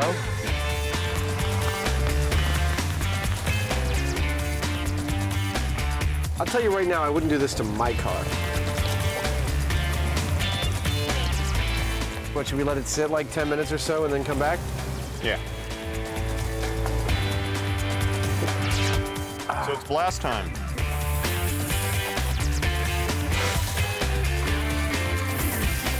What do you reckon, myth or not? It cleaned off a lot of the dirt, but the grease was all still there, same as the cola as the water. Yeah, I think it removes a little bit of corrosion here and there on the aluminum or certain metals, but not a whole lot. So I'd say that as an engine degreaser, it's busted. No way. Will spilled cola damage car paint if it's not cleaned off in 24 hours?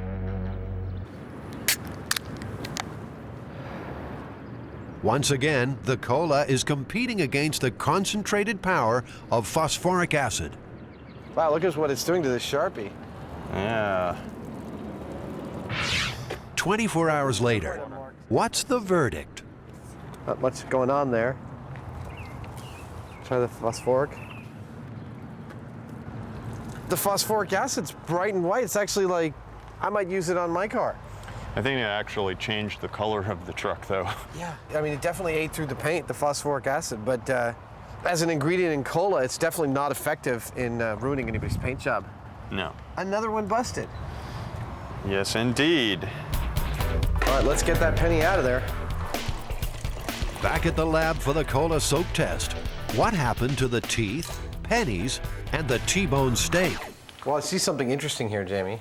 I know for a fact when I looked at it that this penny, which was in the cola, this is the side that was down, and there was an air bubble right here. So we can see where there was air, it didn't clean, but where there was cola, it did.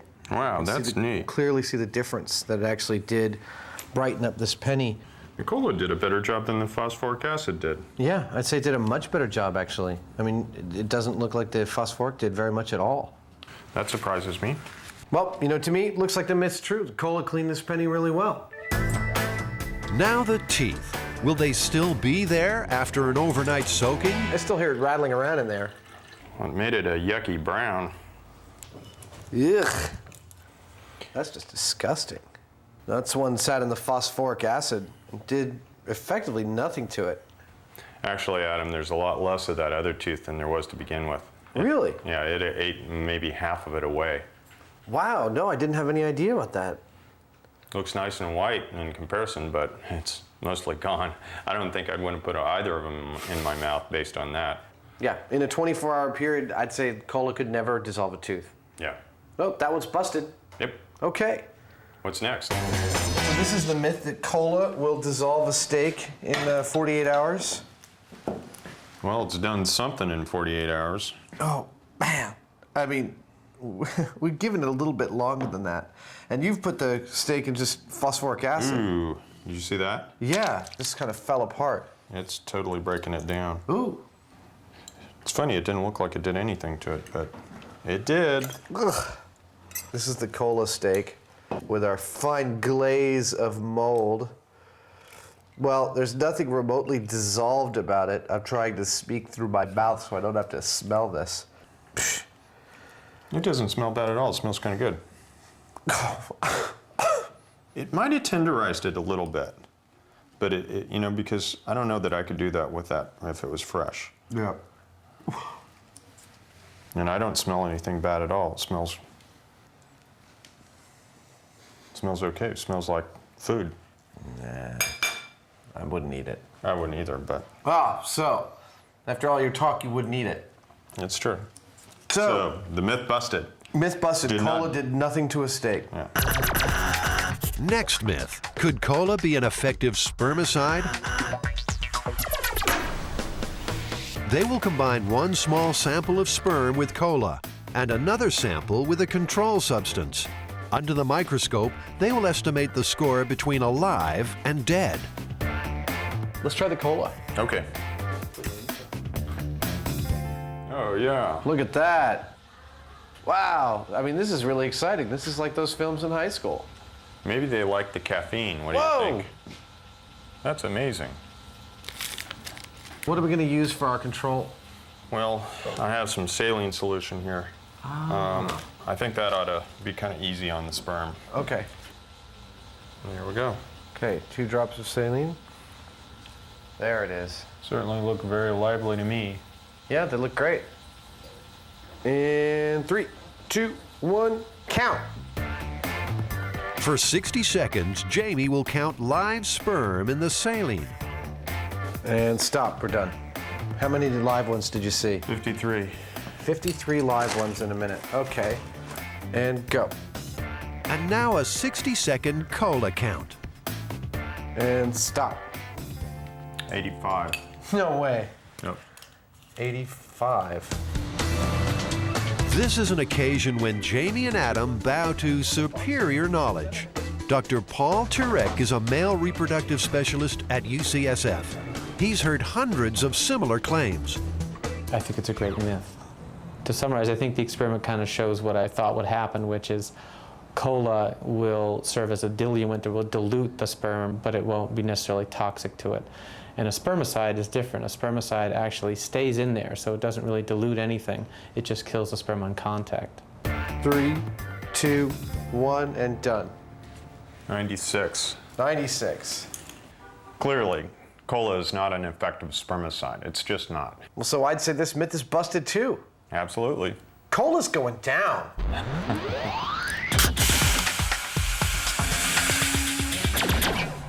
So, Jamie, we've been testing cola for a week. What did we end up with? Not a hell of a lot. Well, the only thing that it really did well was it did a great job of cleaning crumb. I agree. That's the best thing it did of anything. Yeah, otherwise it kind of sort of cleans up blood. It cleaned up a penny kind of okay, but nothing really spectacular. The cleaning crumb was great. Then that's it. I mean, none of these others were really effective in any way. No.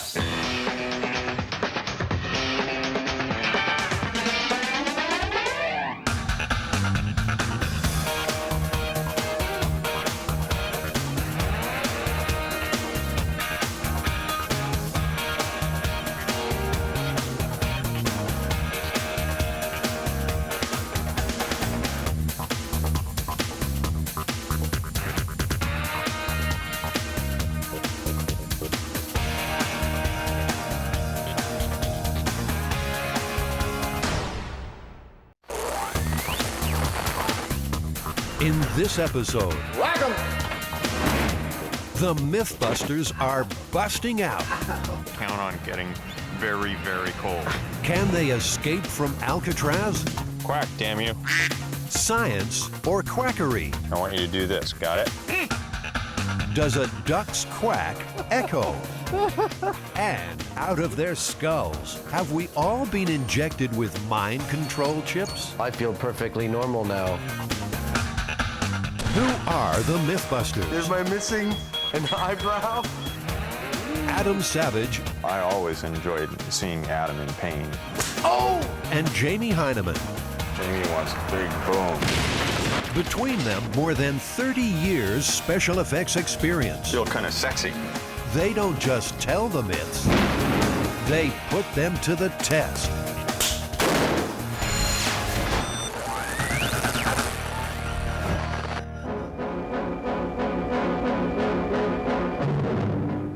The spoon proves mightier than the bars at supposedly escape-proof Alcatraz prison.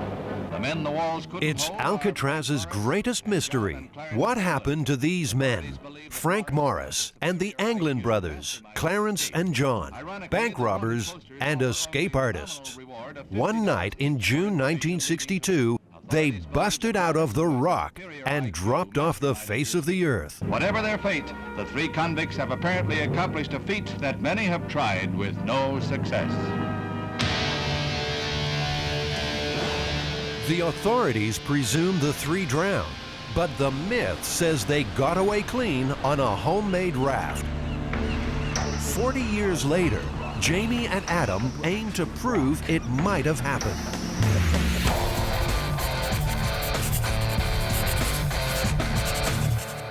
Well, you know, Adam, we're based in San Francisco doing a show about myths, so obviously we have to tackle the myth about the escape from Alcatraz. That three prisoners in 1962 built a raft out of raincoats and got off the island? Yeah. Did they actually do it? Was it successful? Where did they go? According to folklorist Heather Joseph Witham, this story has endured because people often cheer for the underdog. The idea is, you know, David against Goliath, the little man really winning out over the concrete authority, the faceless, nameless concrete authority. America's worst were caged in Alcatraz's 9x5 cells, cold as stone, perched high above the currents that chain the island. Officially, no one ever escaped and lived to tell, though in its 29 years, 34 prisoners tried, and as many as 11 died in the attempt. Adam and Jamie will follow the most famous escape attempt of all. It began here, in these cells. They painstakingly fashioned dummies of plaster with hair of paintbrush bristles to stand in for them during cell check, while they covered an escape hole with a cardboard grill. All of this was within easy visual range of the guards in the gun galleries. Alcatraz had begun to crumble. Morris and the Anglins were all able to chip through ventilation grills using spoons. I believe that this one is a MythBusters special, so you feel like squirming through the hole? Sure, why not? You think you'll fit? I think I'll fit. I'm not so sure about you. Let the breakout begin.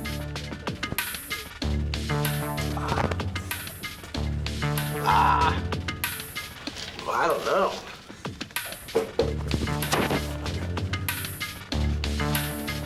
Seems beer and fast food wasn't on the menu at Alcatraz.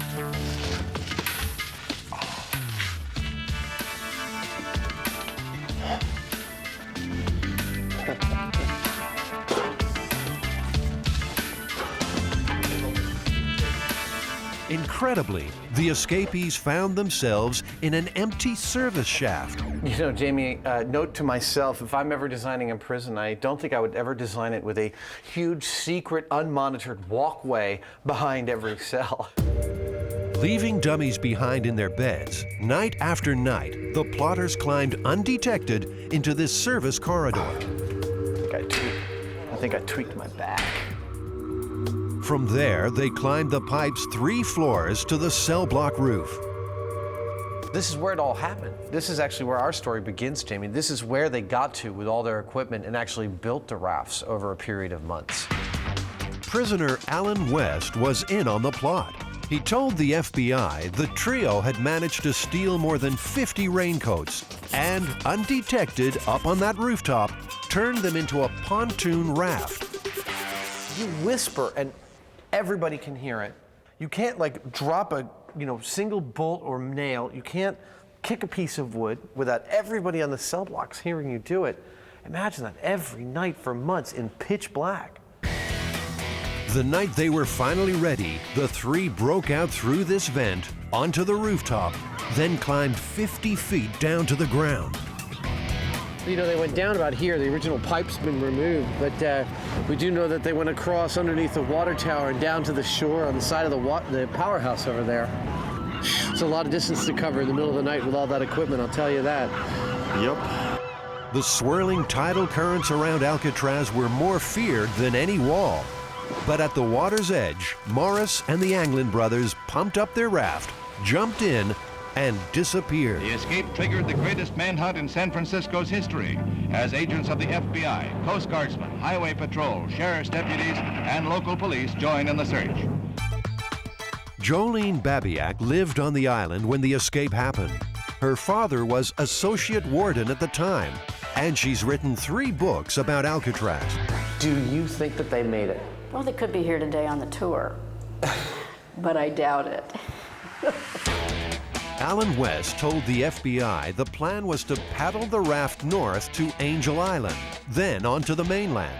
Jolene thinks that was optimistic at best.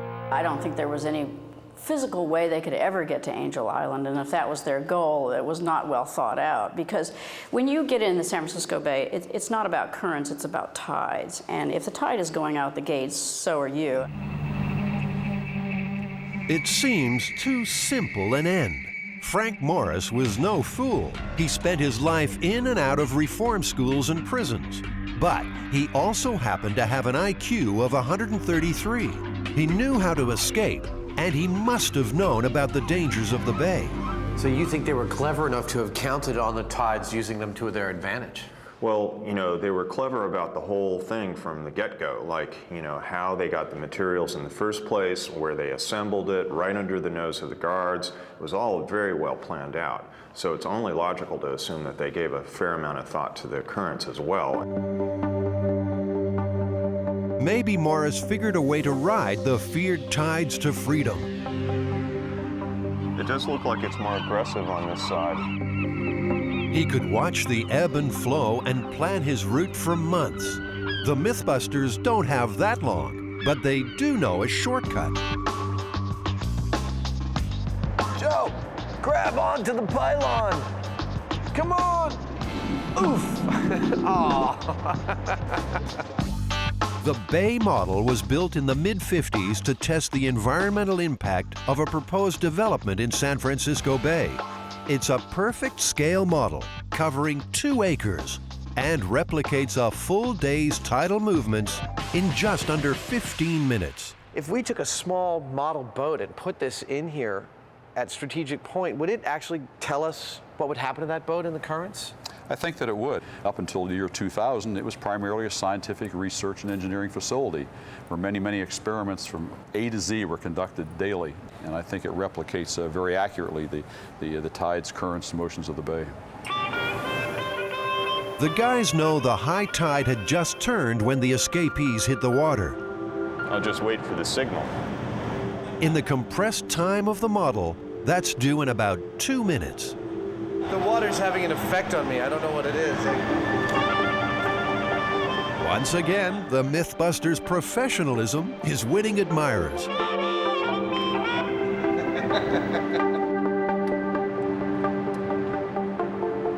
Oh, we're good.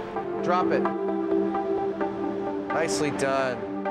Remember, the myth says Morris and the Anglins were heading north to Angel Island. The current tells a different story. The raft is heading west in a hurry. We're escaping Alcatraz at Mach 1. No wonder they didn't find them. They're probably in Japan by now. Stand by, Jamie. Okay. Release it, Jamie. The same thing happens every time on this tide. There they go. Now the current catches them. The raft is always washed west to the Golden Gate Bridge, and it's doubtful the escapees could paddle against it for long. Basically, there's no way, I think, they'd make it to Angel Island, though. The guys think Morris was smart enough to work that out.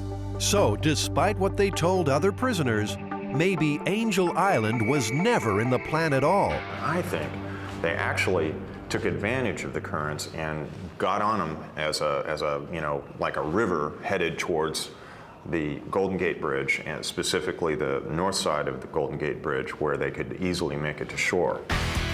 The MythBusters have hatched a new theory and a new plan. Forget Angel Island. They're going to see if they can build a raft and paddle across the tide to reach land around the Marin headlands. Jamie, what do you think our chances of success are? 100%. 100%? Yeah, absolutely. All right. No doubt about it. We can pretty well count on getting very, very cold. Jamie sounds like he's getting cold feet. But before he does, the guys have a date with some webbed feet. Another bird-brained myth to bust. Could it be true? Or have Adam and Jamie gone quackers? Anything to say to the ducks back home?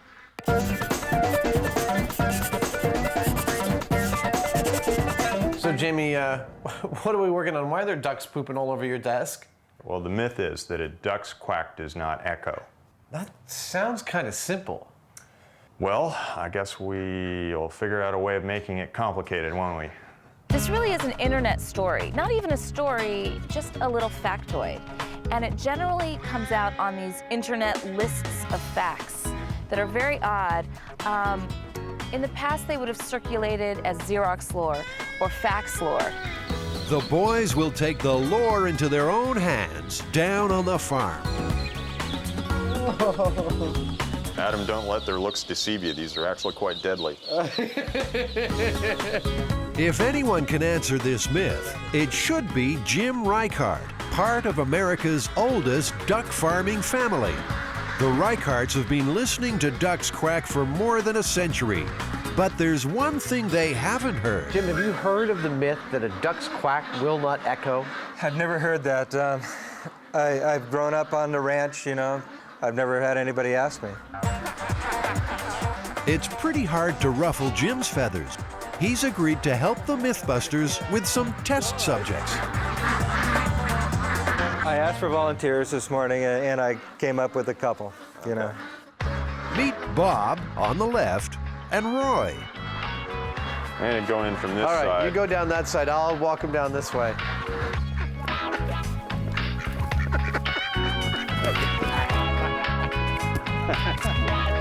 That wasn't so bad, was it? That wasn't so bad. All right. So, they've got their ducks in a row. Now they need a man who can catch an echo. That would be him now. Roger Schwenke is an acoustician, which means he knows a thing or two about noise. Roger, have you heard the myth about whether a duck's quack echoes? I have heard that myth. Mostly I see it in these lists of factoids and jokes that you get in emails. Roger's agreed to help catch a duck's echo. The science is simple enough. Sounds are just vibrations in the air. An echo happens when those vibrations hit something and bounce back. So one of the challenges I have for you is we're going to use a tie clip mic as the trigger mic to start the recording, and we need to attach that to the duck. Duct tape. Yeah. Oh. That microphone acts as a trigger. It'll hear Bob quack and switch on the main mic a few yards away. That will record the initial quack, then listen for echoes bouncing back. The whole shooting match plotted by a computer. You know what happens to ducks that don't cooperate, huh? Yeah. Got it. That was a test. You can see the initial shot from the starter's pistol is the peak on the left, and the smaller bumps after it are the echoes coming back. The system works. Now, for the ducks. I'll tell you guys to be quiet because any sound will start the computer recording, and then you need to silently induce the duck to quack. Can you quack? Silently induce a duck to quack. Look me in the eye and quack. Quack. Come on, boy. Quack. Quack. All right, see if they're ready. Are you guys ready? Don't mess with me, duck. When I say quack, you're gonna quack, right? I'm the boss here. Don't give me any beak. Quiet! Give him the thumbs up.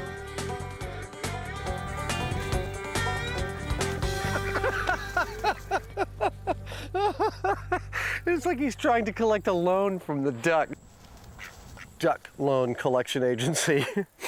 We want to talk to you about some outstanding feed. Who'd have thought ducks get cold feet? Oh boy. There's nothing but wind noise.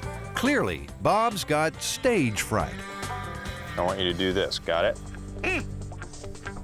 Quack. Quack, damn you. Done. I'm gonna swap him out with the other one. All right, I'll bring him over to you. Bob's out. Roy's in. But a funny thing happens in the changeover. Oh, maybe bringing them together. Yeah. They just needed someone to talk to. Seems obvious now. The MythBusters are back in the hunt.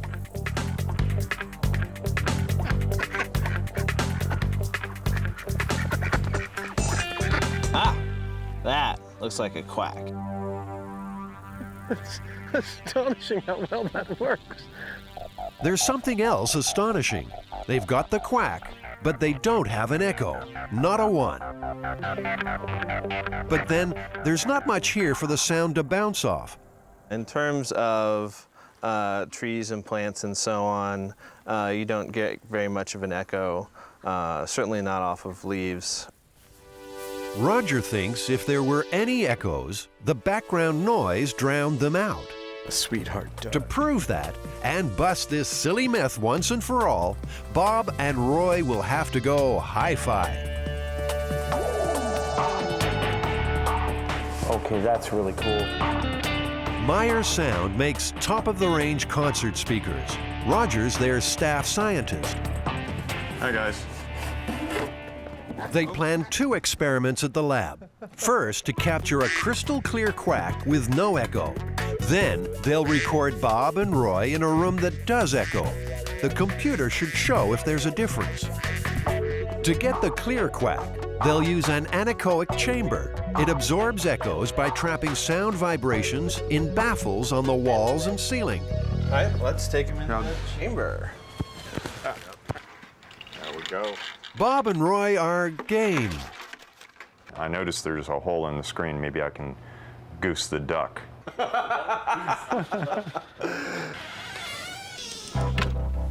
Quack!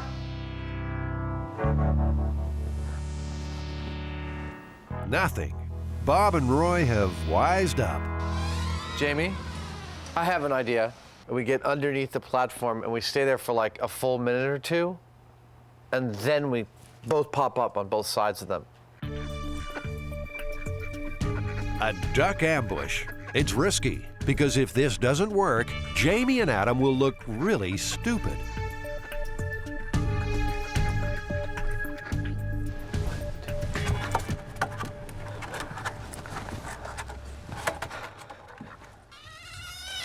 Anything? Nothing. Nothing at all. Peep. Not a peep. It's all starting to look like a high-tech waste of time.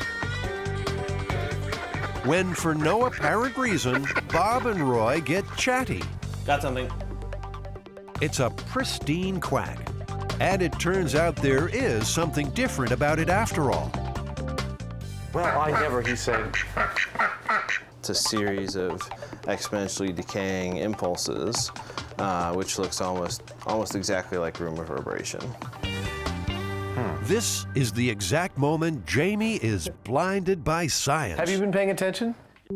What they found is that when you plot it on the computer, the quack looks exactly like an echo.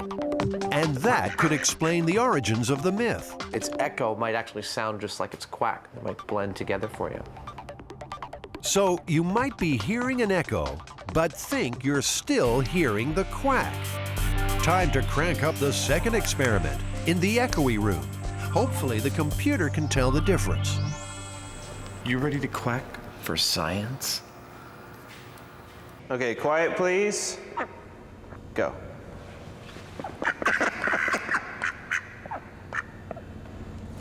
Got it. You did really, really good. Good job. No, you did excellently. Finally, Bob and Roy have produced on cue. This cavern of a warehouse is perfect for echoes, if there are any. The moment of truth has arrived. Okay, so you want to see our quacks? So here's the duck quack that we recorded, and I think this initial part here is the quack. Yo, well, does that mean it echoes? You know what? It's just hard to tell. Really? The reverberation looks just like the quack. You'd think the combined brains of man and machine would be more than a match for Bob and Roy. But somehow, once again, they've frustrated science. And for one final time, they'll have to sing for their supper. Roger knows the echo is there somewhere. Got it. And sure enough, amid the techno babble, at last he finds what he's looking for.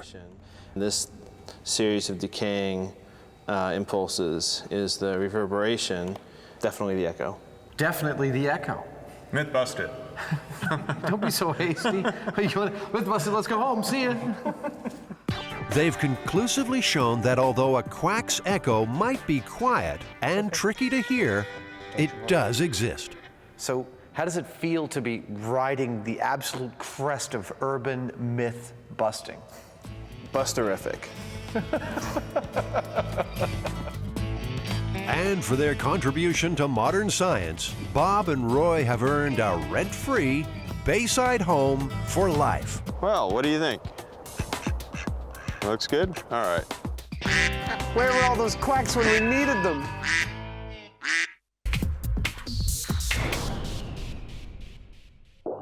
Jamie and Adam are immersed in the Alcatraz escape.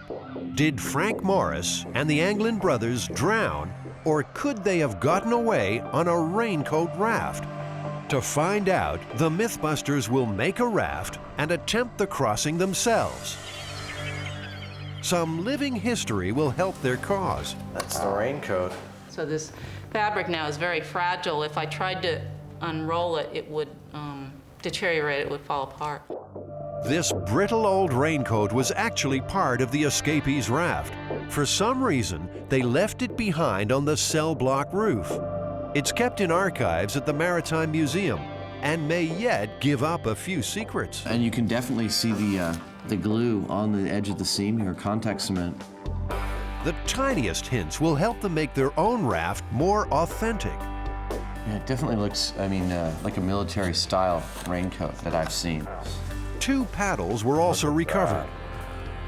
Look at that, that's the real thing. It actually kind of sent chills up my spine to see these things, you know. There was somebody in a dark kind of alcove somewhere out there on Alcatraz that was secretly pulling these materials together and building this stuff, and we actually, handled it. They've reached back 40 years to touch the myth. But can they get their hands on the right materials today? Well, that's the American one. Like, as long as we scuff it up with a little sandpaper, yeah, contact cement ought to hold all the stuff. That feels much better. Seems they could rename this place Alcatraz Escapes Are Us. 40 regular. There are hats, too. Yeah. It's too big. Yo, what is up? Peace to your mother. I'd say we did pretty good in there. Everything we need. A bunch of stuff we don't. Back at the shop, it's down to work. First, the easy part, making the paddles based on FBI drawings.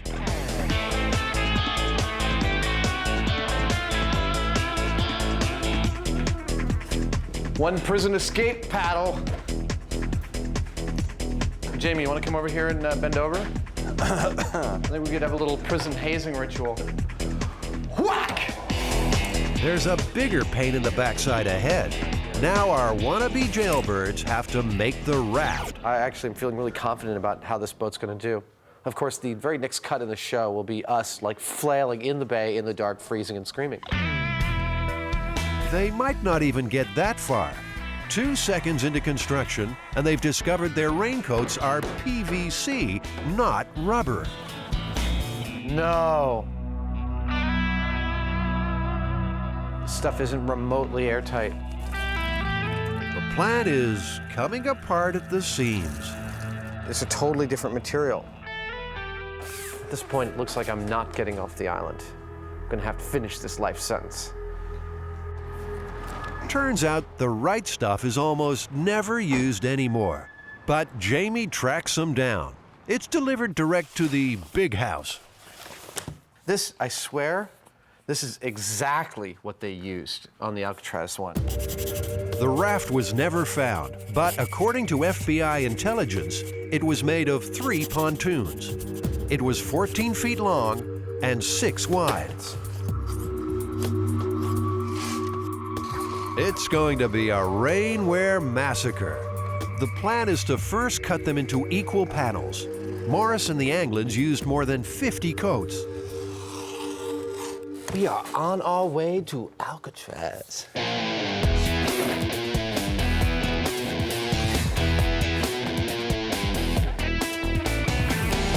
According to the FBI, the escapees had access to contact cement in the prison workshop. Jamie and Adam will use the same stuff to glue the panels together into long sheets. What I was thinking of doing was basically something like this. Folding it over, okay. Yeah, see? So you do glue, glue, glue, glue, glue, glue. Sounds easy, but the glue's becoming a sticking point. Do a full-on, like 2.5-inch lap. Why don't we compromise and make it like 2 inches? Why do you want to do a smaller one? Because it just is, it's like, it's not really going to help us any. Yes, it is. I don't know. It's insurance. I have to insist on this one. It's absolute insurance. You know, it just, it... Make it 2 inches. That's like double what you need. All right. And so we'll just each take a table. To make sure the raft is airtight, each seam needs to be glued, dried, and compressed together. The real escapees did this in the dark and silently. Wait, was that a guard? No. Yeah, check it out, man. 1, 2, 3, 4, 5. We're at 5. We're just over 6 feet here. That's big enough for the first pontoon. Might help. They just have to roll it up like a rug and seal the ends. I'm a little worried. It looks a little too good. And it's almost going to be like, no, we swear it was raincoats. Hey. The fact that they even made something that was remotely inflatable for a period of time, got it up the roof through the blower, down to the shore and into the water is astounding. If they get this done, it'll be quite an achievement for the MythBusters, too.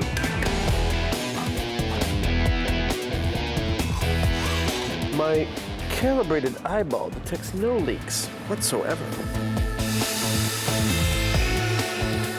Dude, that's a boat. I'm really impressed with these prison guys. Come on, get in. Hurry up, they're coming. The last step is to build in the floor. Just a thin skin of raincoat between them and the sharks. But before they do it, there's a distraction no prisoner ever contended with. It's a little hot. They're needed for a Discovery Channel photo shoot. They've got to stop playing at bank robbers and start pretending to be stars. Ow! I don't do makeup. They get near me with you know, some powder and some scissors for my mustache. They're going down. Well, maybe just a little touch-up for the tough guy. You want to look your best. Is it okay if I trim this as a tidbit? No. No, it's not? Just a little bit. Put it around Put these guys in there? Yeah, he's tough, all right. It's a good thing they're not in Alcatraz now. Oh, baby! Here comes the other lady of the evening. Man, you look so beautiful. So pretty. They say these guys can make anyone look good. Sometimes they just have to try a little harder.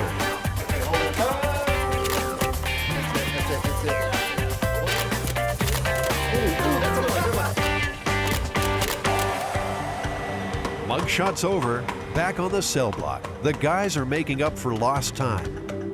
Lower your end a little bit. You drew the line, so you have a good idea about where the whole deal sits, yeah? Just do it one a section at a time. It's gonna wrinkle. Yeah. They're nearly done. Just a last check for leaks. There's one. See that? That's a leak. And a rousing sea shanty to get in the mood. Oh my God. According to the FBI, the gang modified an accordion to pump up their raft. As always with these instruments, silence was golden. I am your father. Using a ping pong ball, Jamie engineers an ingenious one-way valve so the thing will blow air in but not suck it out again. Works beautifully. That's pretty good. Working. Yeah. It took 30 raincoats, but the MythBusters have their raft. They're ready to use it to escape the rock. Based on the information that we have, I think the raft is very similar to what they had on Alcatraz. I give us a 60% chance of making it, 20% chance of immediate catastrophic failure, and 20% slow descent into the depths of hell. Hell will have to wait. It'll be a few days before the tide is right to make their attempt. In the meantime, the MythBusters have another mission. Adam and Jamie are about to go deep undercover, armed with only their wits and a large television production team. You're really sensitive. You've got a sensitive kind of belly button there, don't you? They plan to tear the lid right off a scandal that could rock the Western world. And see if we can determine when exactly the government installs their mind control chips. These guys laugh at danger if there's a myth to bust. And they know this one must be true. After all, they found it on the internet.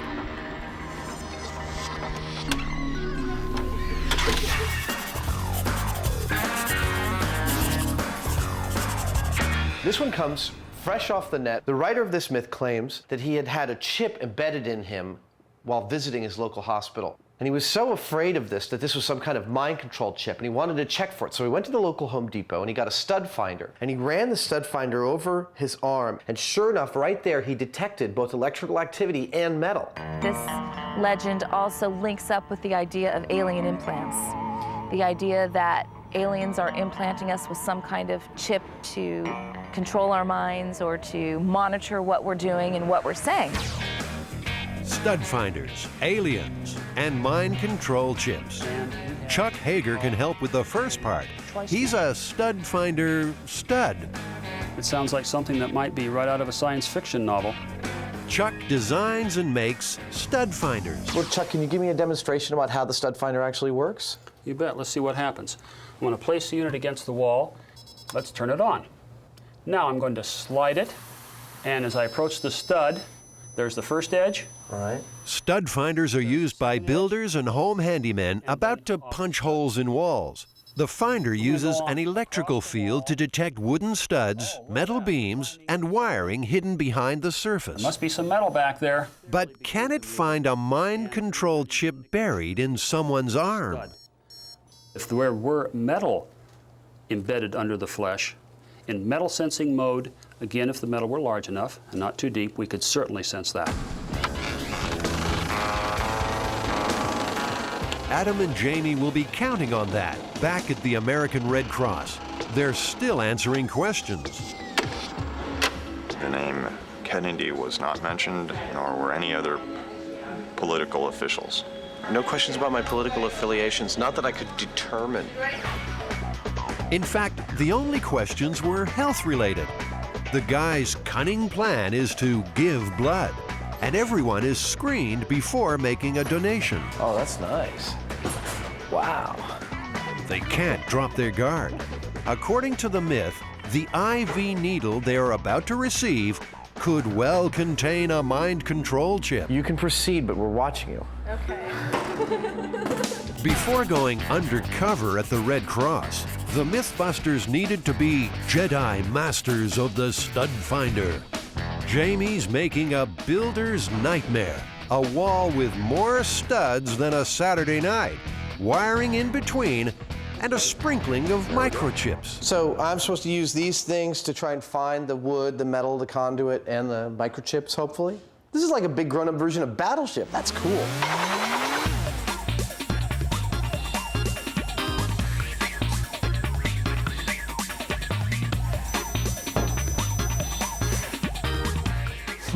You're messing with me.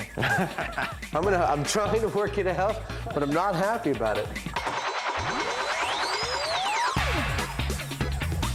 Adam's map is pretty close, but he still hasn't found a microchip. And there's a nasty black hole top left. Come on around and Can I come check it out? Interesting. It's funny that, like, yeah.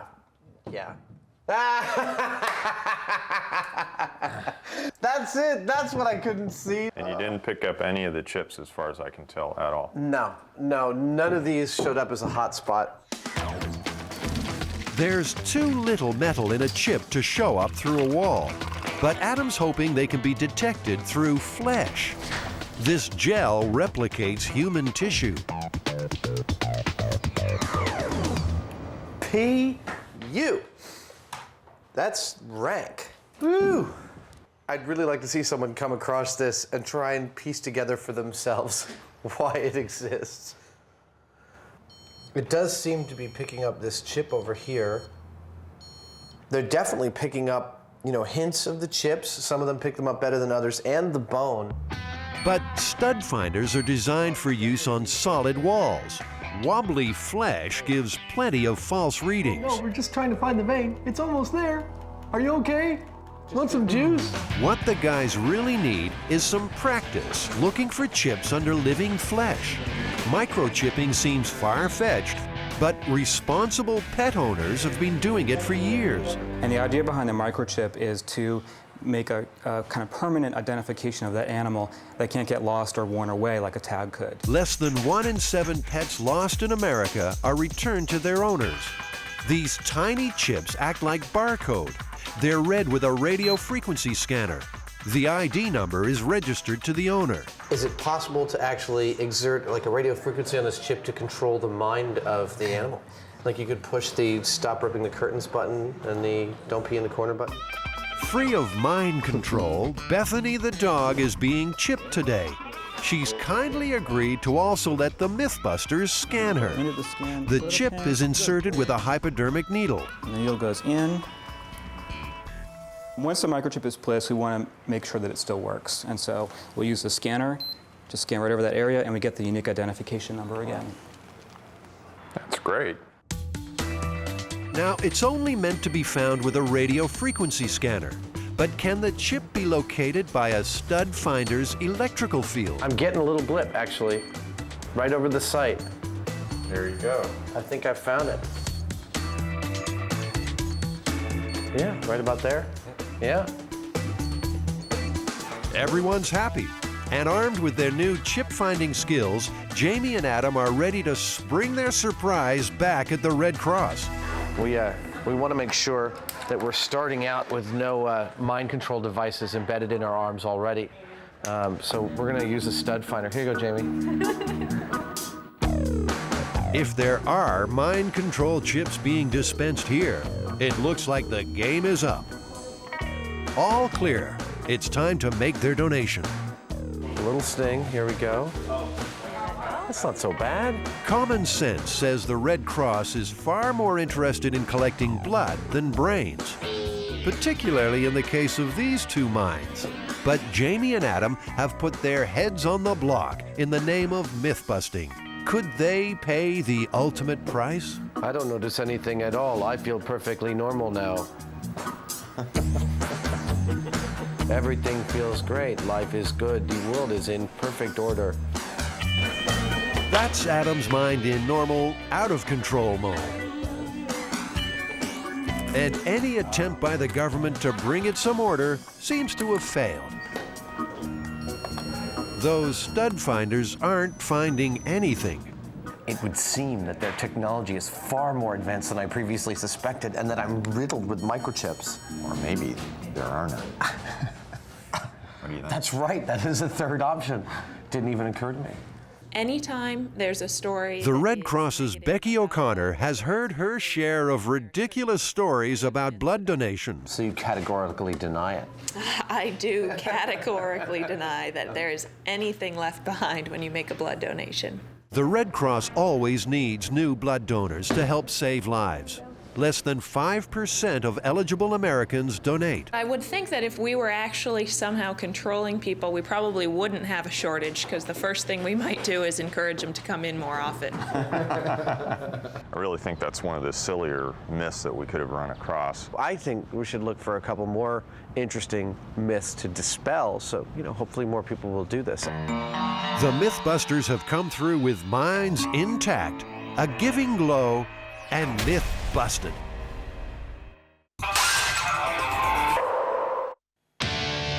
The night of June 11th, 1962, 3 desperate men break out of Alcatraz and trust their lives to the black water. They are never seen again. Frank Morris, Clarence Anglin, and his brother John.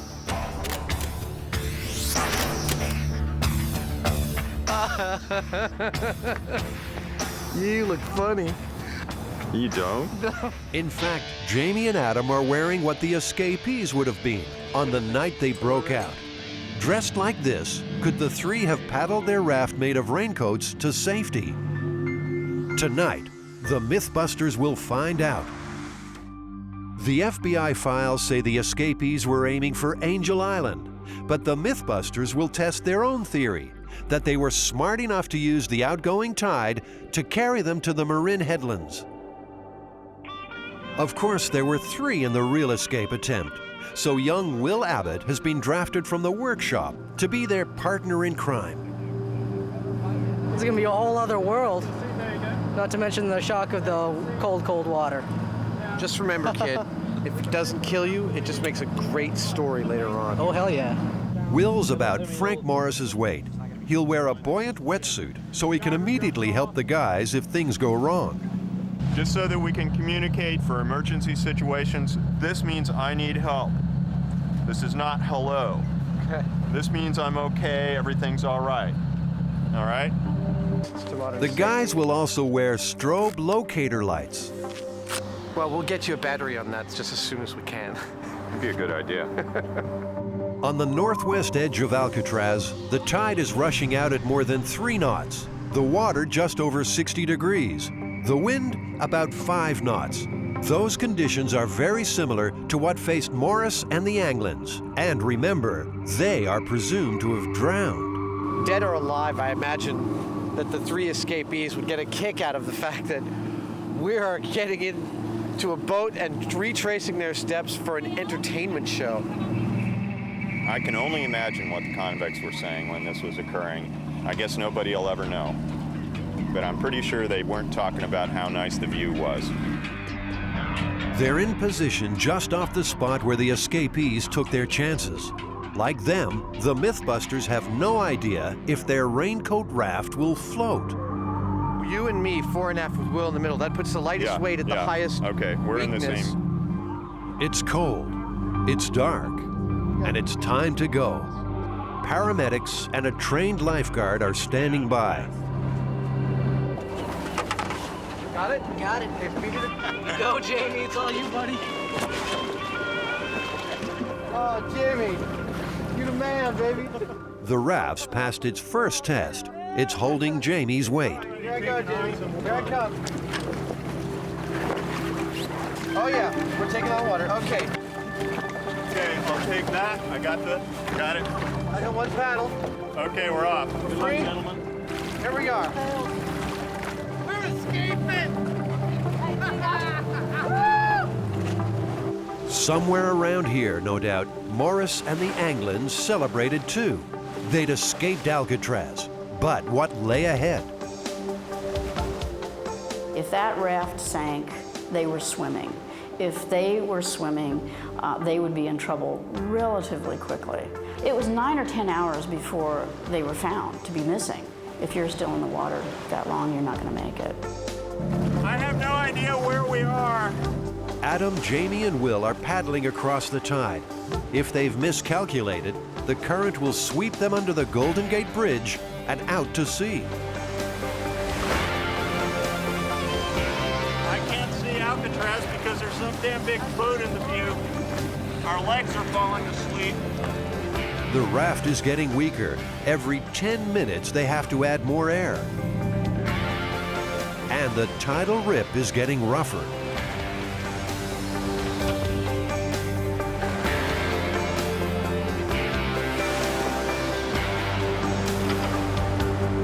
Did the same waves sink the escapees? No signs of them were ever found on land.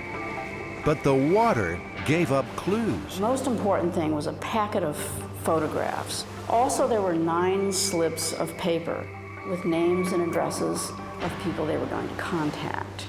Now, unless you're in a life or death situation, you're not going to let go of that bag.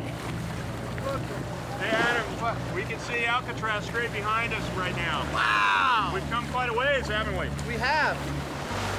After about 40 minutes, they're closing in on the bridge and the shore.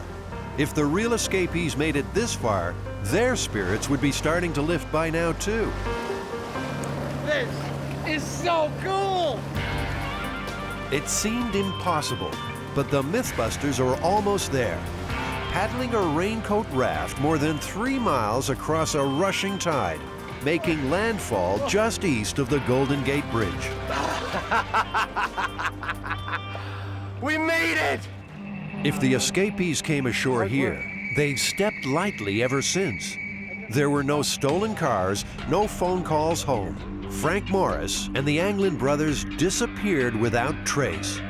In doing so, they created a great myth. There were sightings in New Orleans and Washington, D.C., and I personally had a guy tell me that the Anglin brothers were down in Florida playing golf, and they were not the type of guys that would be allowed on a golf course. As for the MythBusters, their running days are over. Beautiful, man. Good job, guys. Yeah, good job. Good job, Jim. Given a reasonable amount of intelligence, I think it's entirely possible that they made it. Again, I think the most damning evidence that they didn't is the fact that no one's heard from them since. Unless they find any specific evidence that these guys, lived happily ever after or something after they got ashore, we won't know whether it was true or not. But we know that it could have been done, which is cool. Here's something to ponder, though. The tide carried an oar to Angel Island. That tide came directly from the Marin Headlands. How did the oar get there, if not with the escapees? The mystery remains. I'm king of the world!